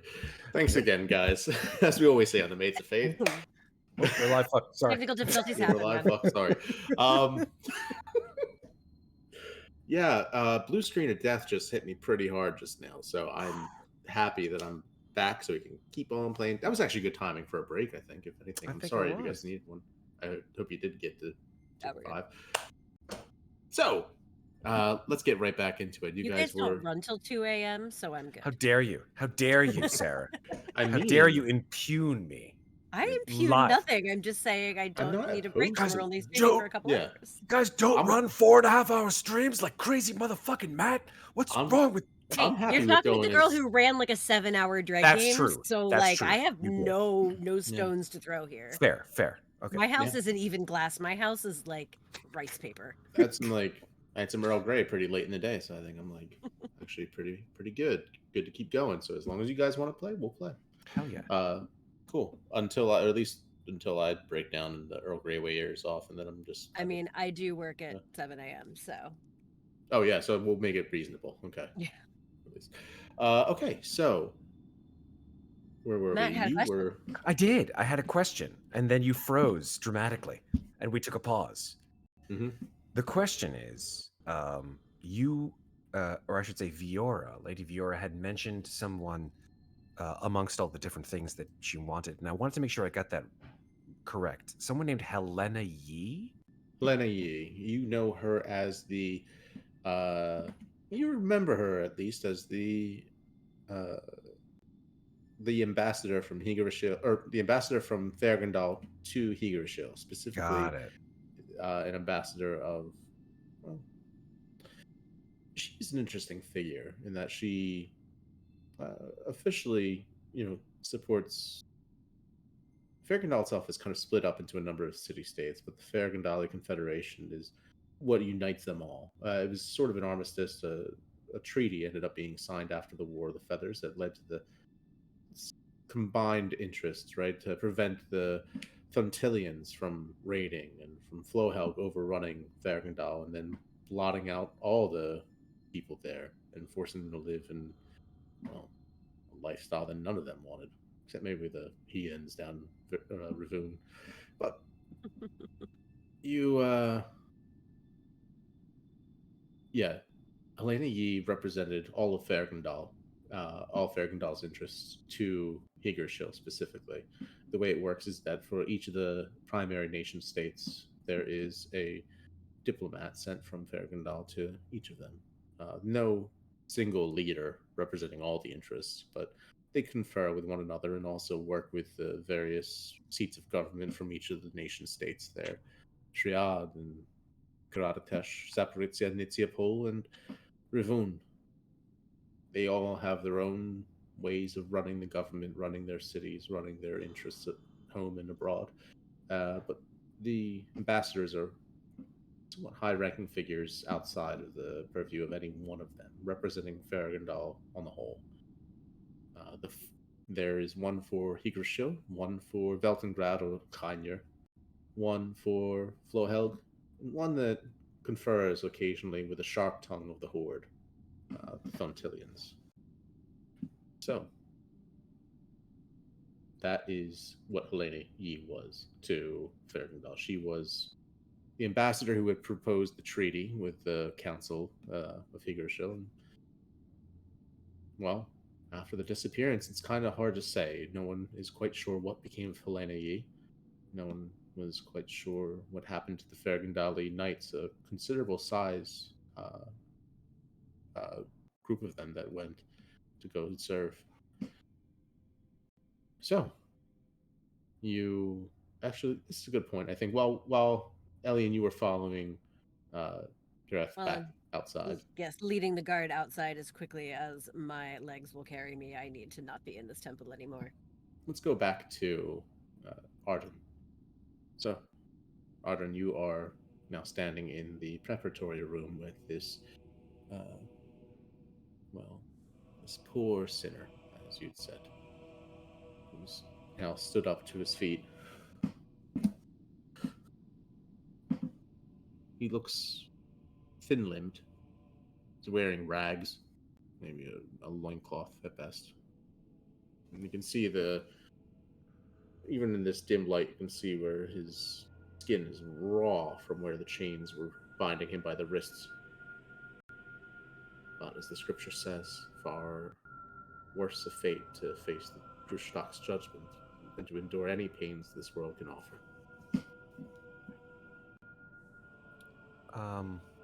I look briefly to Viora, and I say, What information has he granted us regarding his vile group? We could, of course, try to extract a bit more if you'd like to question him before. Trying to squeeze every bit of juice from the orange, yes? Ardren does not laugh at this at all. He just sort of blinks and says, I beg your pardon, lady. I find no humor in that. Forgive me.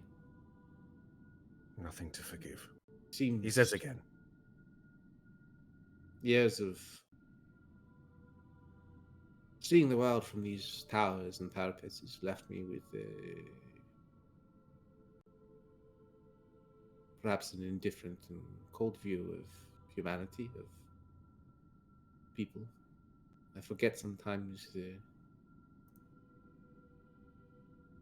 truth that such people are lives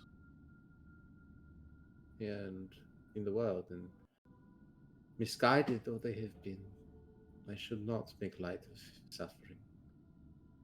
My role here has forced me into a certain level of pragmatism, but that should not hinder my ability to see the souls that we are trying to save. You are right to call me out on this. I call no one out, No, my do lady. not, Ardren. There is no feeling of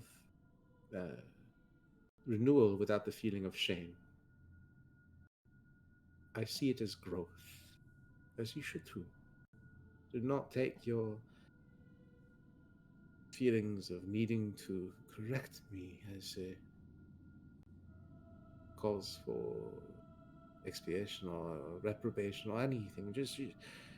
We grow through our experiences and we recall who we were in our own path. And I thank you for realigning me, as it were. We are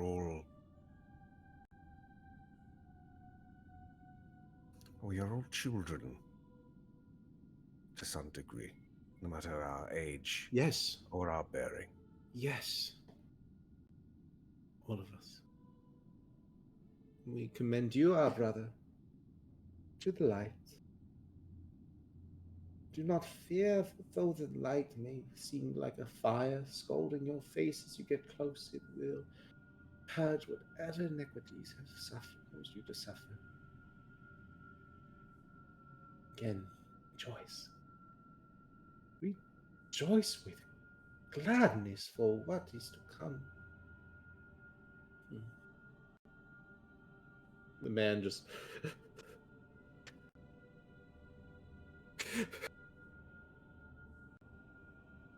terrified, for he has no idea what the hell is coming. You see, like just a focus on Arden's face, and he's got this sort of his brow is furrowed, his teeth are set, his lips are pursed, and he's kind of just staring at this man. And he says, What is your name?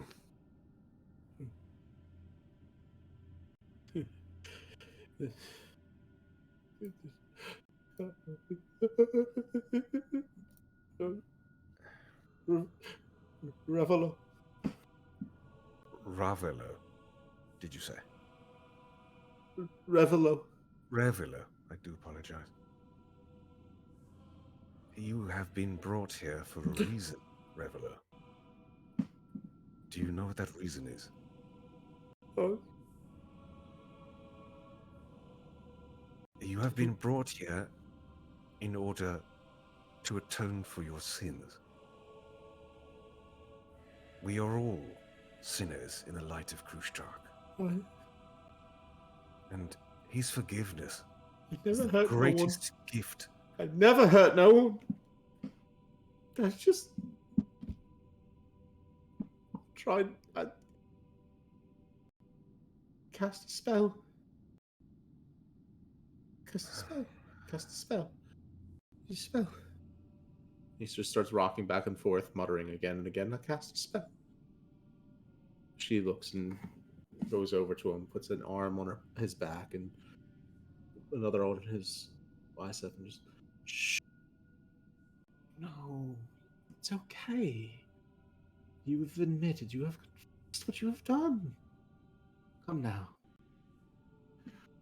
Adrian, it's best not to draw this out. I understand. I simply wish him to lose any sense that we will cause him any more harm than he's already done to himself. Can still be of redemptive service to Lord Khrushchev. Your death, like a flower blooming from seed and rot, can bring life where once there was death. Wonderful. You. I suppose. Yes. Yes. Revelo, come now. Come. The light is just there, beyond the door. And indeed, she points down the corridor of columns and vaulted ceilings towards where there is another open archway. A thin stripe of golden light flickering from a brazier, carving out a sort of parallelogram of light there. do I know what that place is? You know enough that the preparatory chamber leads to, well, Kira's altar. Remind me, Matt, just in relation to Khrushchev, who is Kira? Kira is a living, well, I would say for this, make a religion check to see, because this is something where this is more like this might be something you might not have actually seen. Fair. As you haven't seen the preparatory chamber, you've maybe heard of offerings made Sure. to Kira, but Oh, that's an 11, unfortunately. not sure. Not quite a god, not quite person. You don't know enough, but you know that it's someone that Viora reveres. Fair. I look at Viora and I say, is his usefulness to Krushtak done with? Or has he more to give? Give not from his own tongue, but from the cessation of his breath-giving speech of a different sort. I He see. can find through his gift much insight to give you. Well then, Believe me, I Let us- could have offered this gift to any of the many, many knights of the orders. Adrian, your path has been an inspiration to me and to so many others. I would offer you wisdom, guidance in this time. I am honored, my lady. And I will accept whatever gift you have wisdom to Not grant mine, to me. not mine, but hers. He lies just beyond that chamber. If you would but lead him forward. Ardrin sort of looks furtively down the chamber. And for the first time since anyone has seen him, there's kind of a look of fear in his eyes. He sort of shifts his eyes back and forth, and his body posture changes. Up until now, it's been very upright. It's very, military. He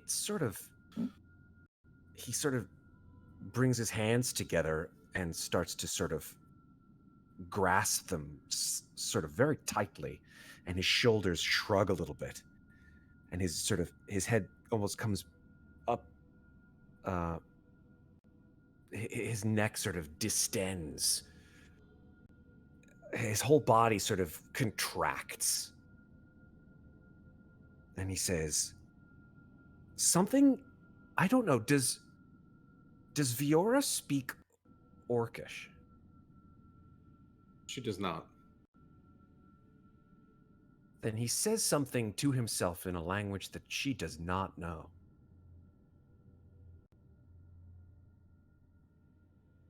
And then he shakes himself out of it. And like a whip, it comes straight up and breathes in, breathes out, and says, That part of me is gone. I am ready.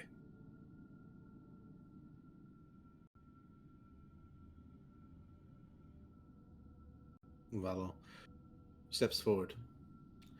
Slow. Shaking breaths, sort of not quite living in the moment as much as watching it from outside himself. He steps forward. You follow him. Walks into the chamber. You are in there as well. It's dark. There's a single pair of small braziers. And what looks like dice, a square, not an altar, but like two steps going up to a rectangular slab of marble. Ornate carvings of figures you can't quite make out. Make a perception check.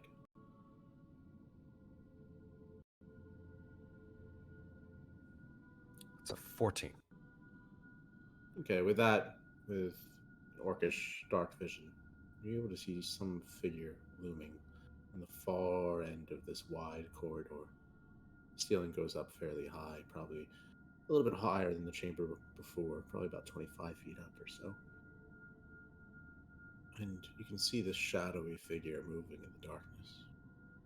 And then it turns, and you can see the reflection, two glowing eyes cast by the firelight, wide. Not human, not humanoid even.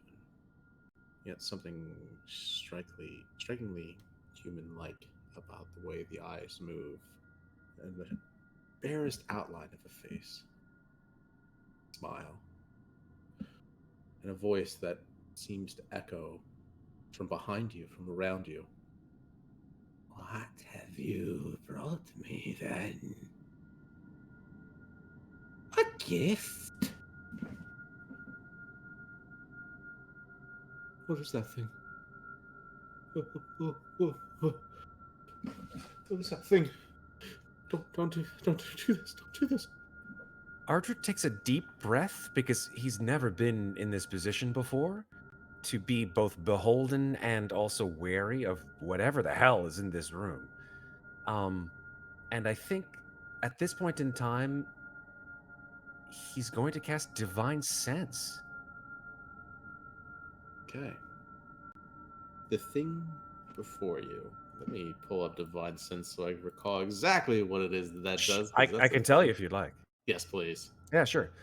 So Divine Sense is basically sensing the either anything affected by the Hallow spell or the location of any celestial fiend or undead within 60 feet that's not covered behind total cover. Good question. Let me check 1 second. I mean, only assuming that this whole place is hallowed because it's a temple. But One would It is assume, hallowed. yeah. one would Yes. assume. So it's kind of like, oh, it's so bright. Oh my god, the brightness. Is it interesting? Okay. Not fuck, that's interesting. Okay. Well, I'll come to it soon enough. I would say what you see is something that gives off maybe not quite a celestial vibe, but more towards that than anything. It's strange. It's otherworldly, and I would say like you've perhaps in the course of your adventures and journeys and experiences come across things of all walks along what you would see with that kind of spell. You've seen Krushnak's given you the vision to be able to discern fiend and demon and devil and angel. But this thing is a different color. It color is not quite the way to put it, as you still can't quite see it, but you can sense it in another feeling, a different kind of feeling that's not quite smell or taste or touch or sound. It's something that curdles the inside of your stomach up towards your heart, and it's a weird feeling. Before you can say anything, the creature says, well, I can't say I've been expecting you. Not you, anyways. Is he referring to me, or is he pointing at this? Don't just stand there, Reveler? Ardrin of the Order. Bring your gift into the light.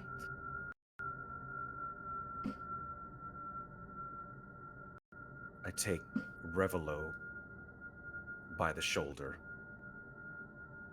and move him forward towards this figure. Till I'm about, I don't know, 30 feet from it. She, her, them, whatever it is. Maybe a step or two back. And then, fast as a cat bolting from shadows, this immense figure, you can see a wide smile in the dark. Its eyes kind of light this yellow fiery light for their eyes. And then it sweeps out fast as it possibly can and just grabs Revelo. And before he can make a noise, there's only just the slightest catch of breath. Before her claws sink in, she pulls his body up. And she now sits on the altar. And if you jump into the Discord, you can see what it is that you're dealing with. I am so upset right now. I don't even know what I'm looking at, and I'm still so upset. Oh, fucking hell. Yikes. Oh, Yeah. my That's goodness. some weird ass chimera shit happening right there. It's more like a sphinx? Yeah. Something like that? Wow. Yikes. I stand by my statement immediately above that in the chat. Yeah. I completely agree with you, sir. Yep. Oh, so glad you signed up for this, though. So, she kind of like drinks just momentarily of his blood, opens her eyes, and they swirl not not white, but for a moment like the color of lightning in a storm cloud, bright and azure and gleaming, blindingly gleaming, illuminating the entire surfaces of the walls and ceiling and carvings along the edge of this room. You can see the ground brown with the blood of how many other gifts brought to Kiara. You all see. Now,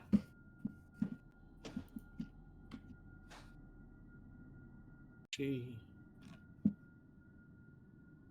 looks at you, and I'm going to ask you to roll 3 d20s for me. Actually, wait, hold on. I have a different set. Okay. Not d20s. How would it be? How am I going to do this? D3. Or tell you what, do me a favor and roll a d6. Okay. A 6. 2, 3, 4, 5, 6. Okay.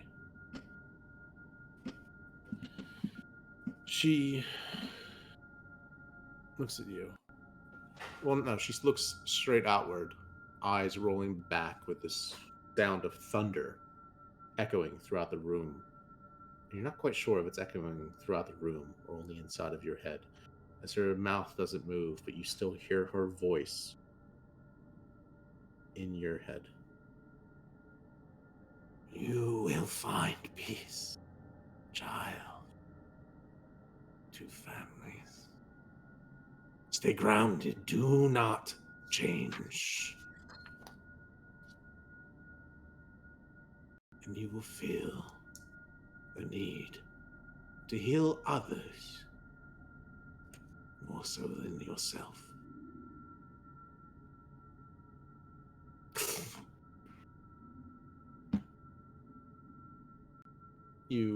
She kind of blinks, her eyes coming back to this simple yellow look, mundane. She kind of tilts her head towards you, coyly says,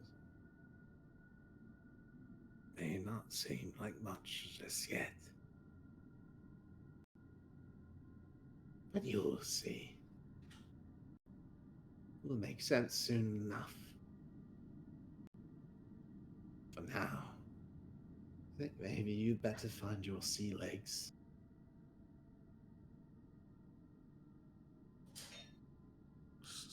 Sea legs?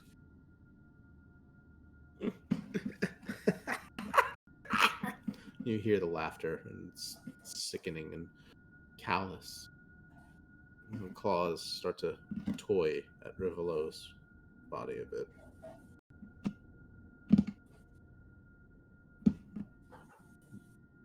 Where should I find my journey is at sea? I should say, my compatriot, Elian. He is to go with me via sea travel. If you like, and he does as well. Why should that stop you? What port? What direction?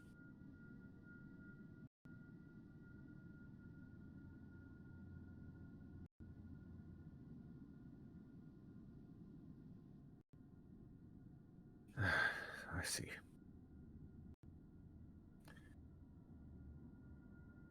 Well, I suppose that I shall take my leave of you then. You. I'll see you again soon. Ordering of the order. She proceeds to kneel down, and you turn before you see any of what she begins to do. Outside. Comfortably outside of the walls of the Adzikari. Elian, you find Kareth the guard, and he's I don't think it would be a sin. We're far enough away. I think that I counted out the steps, and that was probably about 200 steps. That's probably good enough. Yes, yes. You're Should I not make it performing 3? the magic. You're not performing any magic by simply writing it down for me. Now, if you would just please do me the favor. Here, he pulls out a notebook, flips through it. You sort of see all sorts of. That's smart because I was going to do it in the dirt, and if I did that, then you never know. Someone could step into it later, and then poof, they go in the sewers. Again, not the way it works. We don't know that it goes to the sewers, but yes. All Yes, right, he's let me flipping see. past. There's like a million designs. Okay, it was a circle. Let me see. Yes. Draws it, and then does it matter which way I'm facing? No. Okay. It begins to draw the symbol, and it looks like mostly like a septagram with curved lines from each. Wait, no, there was 9. Sorry, there's 9 lines, 9 points. So there's 18 counted. I remember doing it right. I'm never good with geometry. Dad was a Right. carpenter. He always swore, you can't know your triangles from your squares. Close your eyes. All right. Think for a moment. Okay. Started here. Then before you know it, he's drawn a series of arcs. Make an Arcana check. No. I'd say with advantage.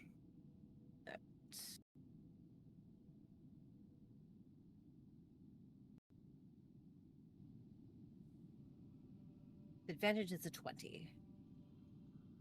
You recall from a brief lesson in Blackstone Halls, lesson on cross-planar teleportation circles. This is fairly advanced, what they were doing. So your first instinct is maybe someone from Higarsho cast it, but could be someone else.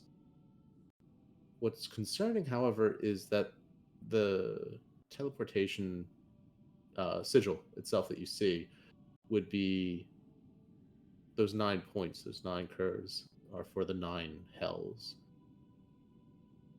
So now that spell of sulfur that he had mentioned offhand starts to make a bit more sense.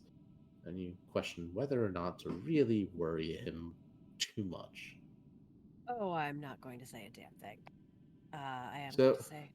I don't know if I drew it right. Well, whether or not you drew it right, this is something for me to start from, and that's very good. Judging from the looks of this, I don't think the sewers are a likely destination. However, with what you mentioned with the water, still go down there, check it out. Please look for anything polluting your water supply. Non-magical, please. Mundane. Mundane is what's going to be solved by boiling, and will make But your we've got to citizens do it very on. happy. We've got to wait till Monday. We have to wait till Monday. You said we got to wait, looking for something on Monday No. because people are done No, being I at did home not. on the weekend. No, I did not say Monday. I said mundane, as in non-magical. Oh, Yes. all right. Oh, makes sense. Right. Yes. So, if you want to solve that water problem, that's going to be your best bet. Is looking for something non-magical polluting your water supply, and thank you very much for your help. I do not. Non-magical. Because they mean to throw us off the trail. Oh my goodness. Brilliant. Oh, you Have a got to know how wonderful to think like day. a fox to trap one. All Oh, right then. thank you, Beautiful. Alien. It was lovely meeting you. Please The guard goes on his go with way Kristoff. with And renewed purpose. he's gonna sit down on the steps and light a pipe and wait for Ardrin to join him, and just pray that nobody talks to him for a little while. All you hear in the background is the distant sound of the waves that you can see over the parapets on the slope down. And you just hear the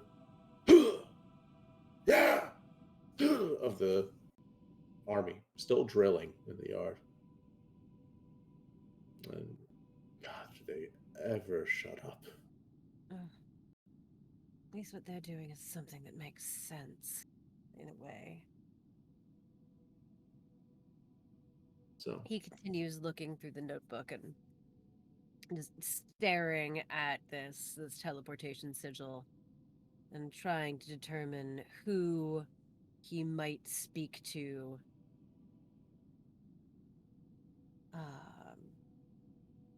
Actually, we'll say, given your background, you have a whole bunch I of have connections, including maybe plenty of connections. I wanted to including look, while magic including itself is forbidden, there is, of course, an underground market for books and texts and things like that for the uninitiated that might be of interest to someone. It might help in this situation. There's other people who maybe dabble in the occasional seance for entertainment which and things, but which tower studies magic?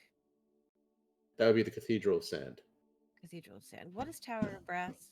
That would be engineering and engineering and mathematics and all that. Oh, okay. Then I put one of my sisters in the wrong tower. Oh, good. I There's a wanted lot one. of towers and buildings and stuff Yeah, like I was that, just and looking. most I of them was go. looking over it because I know one of them is in the glass hearth. I don't think I meant to put the other one in brass. I meant to put her somewhere else. So I'm gonna look. But I mean, that's neither here nor there for this particular conversation. I can't cast spells while we're in this town anyway. I don't want to get arrested. Unlike my mother, I obey the rule. So yes, I'm sitting, sort of poring over this sigil, seeing if I can make heads or tails of it, and waiting for Ardrin to come out. Roger will say that at this point, we can either take it from when you come back out, and if you wanted to speak to Viora. If not, we can take it straight back to Elian. We can take it back to Alien. That's fine. All right. Okay. Yeah.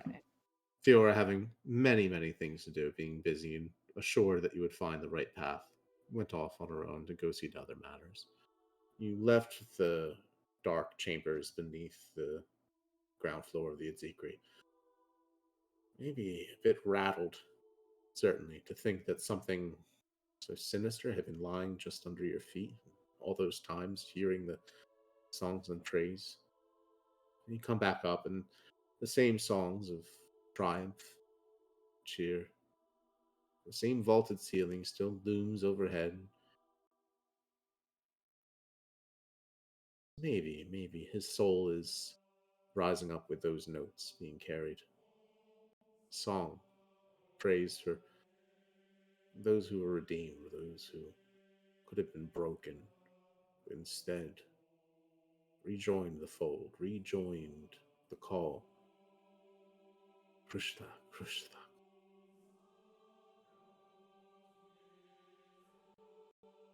How long until the black and red banner flies over every parapet? Well, so you think. You walk out, and there you can see, amidst a trail of smoke from her pipe, or from his pipe, sorry, you see Elian. You'll notice that the smoke is actually a rather interesting shade of purple. Quite blue or gray or anything, but purple. It's definitely purple.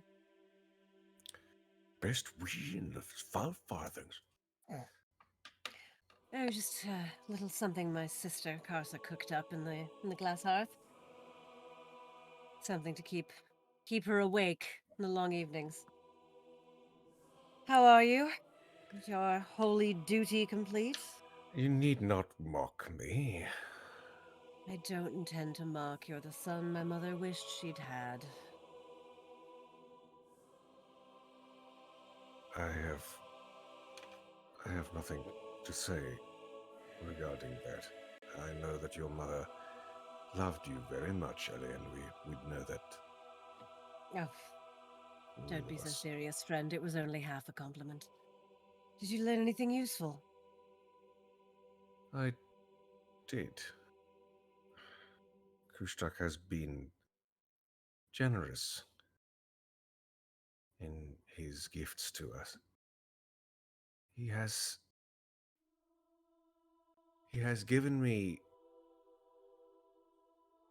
I don't quite I don't quite know, actually. A sign, a portent, a way forward. Make a Yes. perception check, Ardern.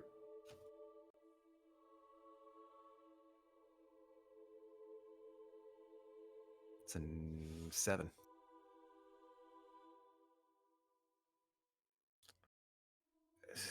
I don't know exactly how to describe it. It was an experience unlike anything I've ever had, and one I wished not to have again. But I can say this, Elian. We are bound together, you and I, at least for the time being. Oh. Krustak told you that, did he? Not directly. We are not given the insights by our God directly, of course, but by the deeds we perform, carrying out his will. And by those perhaps closer to his presence. Lady Viora gave me the gift of a communion with a being of great power and insight, and also of great hunger. Would I know what he's talking about? Or can I roll to see if I know Be a what he's talking stretch, about? maybe a history check or a religion check. At Oh, that's disadvantage, probably, at with those. disadvantage. All right, Yeah. I'll roll. If it's I'll roll history at disadvantage. Disadvantage is a 22. Hot damn! What the hell? History is one of my best skills. uh, you've heard rumors of people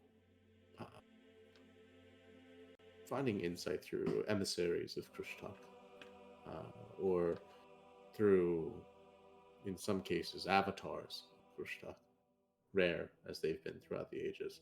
In this particular case, you're assuming that he's perhaps met with some intermediary, though the particular rank you're not sure of. The fact that some being is hiding away in the temple, you wouldn't be surprised one bit. You're sure there's all sorts of horrors locked away in, rooms dedicated with any number of things, right? There could be a room where they spin a wheel, and based on the wheel that decides who gets to eat that day, or another wheel or another way it lands, maybe they hang 1,000 versions in the streets. You don't know. This religion is kind of you feel maybe judgmental to say primitive, but they seem It is, dark m- for it all is and militant. mixed. It is a militant religion. Very, yeah. Yes, as I well know. Well, and you notice Elian sort of space out for a second while you're speaking as he's trying to piece together what you're talking about. And then he sort of snaps back and says, "I'm sorry, I was lost in my thoughts for a moment. And what information were you given?" This being performed a rite during which it seemed to go into a sort of a reverie or a trance brought on by the majesty and awe of our Lord. And during that trance, recited words that I'm sure I'll forget, but its intent was that we would find our fortune at sea. That we are to leave here by the ports, and that the will of Krustak would guide us to our destination. Well, I'm certain you know my feelings on the will of Krustak, but... Well, Fiora did mention something about traveling by boat to learn more about this mysterious airship, which I must admit I do find a particularly fascinating proposition. I thought it would be. That would be west of here in the Burning Isles, yes? I believe that's what she said. I've always wanted to visit the Burning Isles. They seemed, I don't know, unique. I've never been. My, as you call them, adventures have always been mainland-based. And what do you know of the Burning Isles? Very History good check. question. I was going to say, very good question. Bam! What do I know of the Burning Let's Isles? go! Let's go, history! check. Yeah. Watch, this will be the one I bomb. Nope, 37. Oh. 27. Well, that was close. Well, the Burning Isles being more or less tropical climate, right? It's a set of pirate coves and small settlements in this very overgrown jungle wilderness. The land itself is not suitable to farming or much else, really. So it has made, given its, you know, its geology, it's riddled with limestone crevasses and all these rocky outcroppings and caves and grottos and tidal pools that make it a bit rough to live on. So the people there tend to be a bit hard, like rough skinned and kind of hard set people. But they make a living most notably as pirates, right? Or let's just say offering protection to any ships traveling by to make sure that they don't get taken in by pirates, right? Yes. So yeah, they're running a racket mostly. Clearly. What you also know is that the Burning Isles are named not necessarily just for the not for the incredibly hot climate, but for the lovely spicy cooking that they use to slowly roast their meals over a fire over a long time with some of the indigenous peppers and spices that make it a bit hot on the palate for most people. Yeah, most people trying it find it a little hard to handle. And is this a region that is friendly to the use of magic? Yes. Okay. Yeah, they're pirates. They're friendly they to don't care. anything Yeah. other than somebody taking their money. Law. Yeah, All right, cool. yeah. Then that is all the information that I relay to Ardrin. Okay. And that would be good. I do need to catch the city and see if I can find someone to help me send a message. Which I certainly won't find here, and it's not something I entrust to the post. There's nothing wrong with the post. The post has been quite, Yes, but the post is subject to prying, and this is a family communication, so I'd much rather do it by somewhat more secure means. I see. Family communication. Oh, to my sister. I'm sorry, not to my Oh, mother. how disappointed I suddenly feel. I'm not enough of a fool to contact my mother by magic. You know how she feels. I do. That's why I was concerned. But nevertheless, another time. Oh, our paths seem to cross at relatively frequent intervals. I'm sure we'll come across her one of these days. And she'll be delighted to see you as always, friend. At this point, the sound of bells ringing starts to strike up. Such a beautiful melody. You, religious or not, can love and appreciate the sound of church bells, Elliot. Oh yes. Whether it absolutely. reminds you of your mother or not, it might have been one of your favorite things about this town. It's melodic, it's silvery sounding, and they chime and hang in the air in a way that sounds like flying, or at least how you imagine flying would feel. The drilling finally stops in the courtyard where the 1,000 soldiers in training all let out a collective sigh of relief and breathing, trying to catch their breath as they all seem winded from hours of drilling and drilling. The sunset is starting to look yellowy golden. It's like lemon light cast on the walls and parapets behind you. And you're probably feeling that this has been, well, an interesting day in Karatesh, one different than you'd had before. You begin to make your separate ways, feeling quite hungry at this point. Oh yes, Started absolutely grumbling. going to find food. So, real quick, just want to check how are you guys on time? Do you want to keep playing? You good? Sure, yeah. All right. I'm good. Up to you, I sir. will need to bounce soonish because I do get up at 5:30 in the morning. Ugh. Yeah. Oh, well, yeah. In that case, I start work at 7 a.m. So Yeah. No. Okay, if that's the case, we'll say this is probably a good point to call it. You Rock guys on. probably parting with plans to post your letter. Maybe interested in traveling west to see the Burning Isles after all. plans say- to meet in the morning and seek passage at the port, perhaps, but for the time being, going our separate ways to our lodgings. Yeah.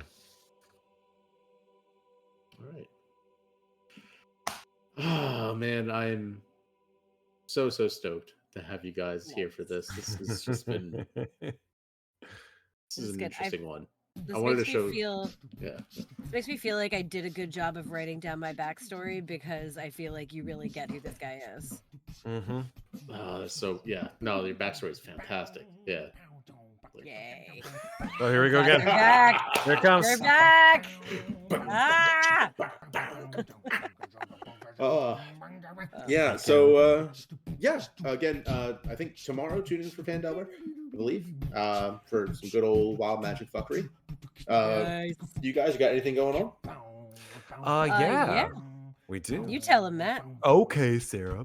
Yeah, so tomorrow night, the majestic return of Call of Cthulhu. We haven't played Call of Cthulhu in a very long time. And I mean, actually, I think one of the first games that Sarah and I played together As players. was Call of Cthulhu. Yeah, I think you're right. Which then changed into me actually sort of GMing a list of a number of sort of scenarios all sort of sewn together. But goddamn, Sarah is part of this Call of Cthulhu campaign. It's not just a scenario. We're going into a full-on campaign, which is going to be led not by me, but by one of the illustrious members of Slices and Dices. His name is Jonathan. You may know him as Freshly Zested or Freshly Underscores or Blue Before Orange. Yeah, you see him on Alien. You see him on Magic Nights. Magi Knights. He's amazing as a keeper of forbidden lore. And this takes place in 1920s China. It does. Very cool. It is. I think the name of the campaign is Children of Fear. Yes. Which is one of the it's a very well-known Call of Cthulhu campaign. Probably less known than some, like Masks of Nyarlathotep or however the hell you want to pronounce it. Yep. Nyarlathotep. I like I named my characters. Just punch the keyboard. Yeah. But yeah, Children of Fear starts. It premieres tomorrow night at 9:15, and we'll be playing it monthly along with all of our other non-biweekly games. So it'll be a lot of Yeah, fun. it's gonna be fun. I haven't played Call of Cthulhu in a while. The problem is my like one shots always turn into like 5 shots. Oh, Always. welcome to our lives. Every Yeah. time. You gotta set pacing. Throw It's one just- weird thing at them. When you get a bunch of people who really like to play together, then yeah. they do cool shit, and you don't want them to stop. Yeah, and it makes people really sad when they eventually either die or go insane. Like rather Oh, than just man. like, Dude, the end of sorry. like the end of the story for Eudora was So so sad. heart-wrenching. it was so sad. But like Everyone the was part, like, no, no, but like the thing is, like she died and it was fine, Yeah, and then they brought her back to life, and 2 other characters died in the process, so she had to come back to life and live with that shit. it was the perfect That's what was so heartbreaking Lovecraftian about it. ending. Oh my Yeah. god. It was so It good. was like Lovecraft and O. Henry had a baby.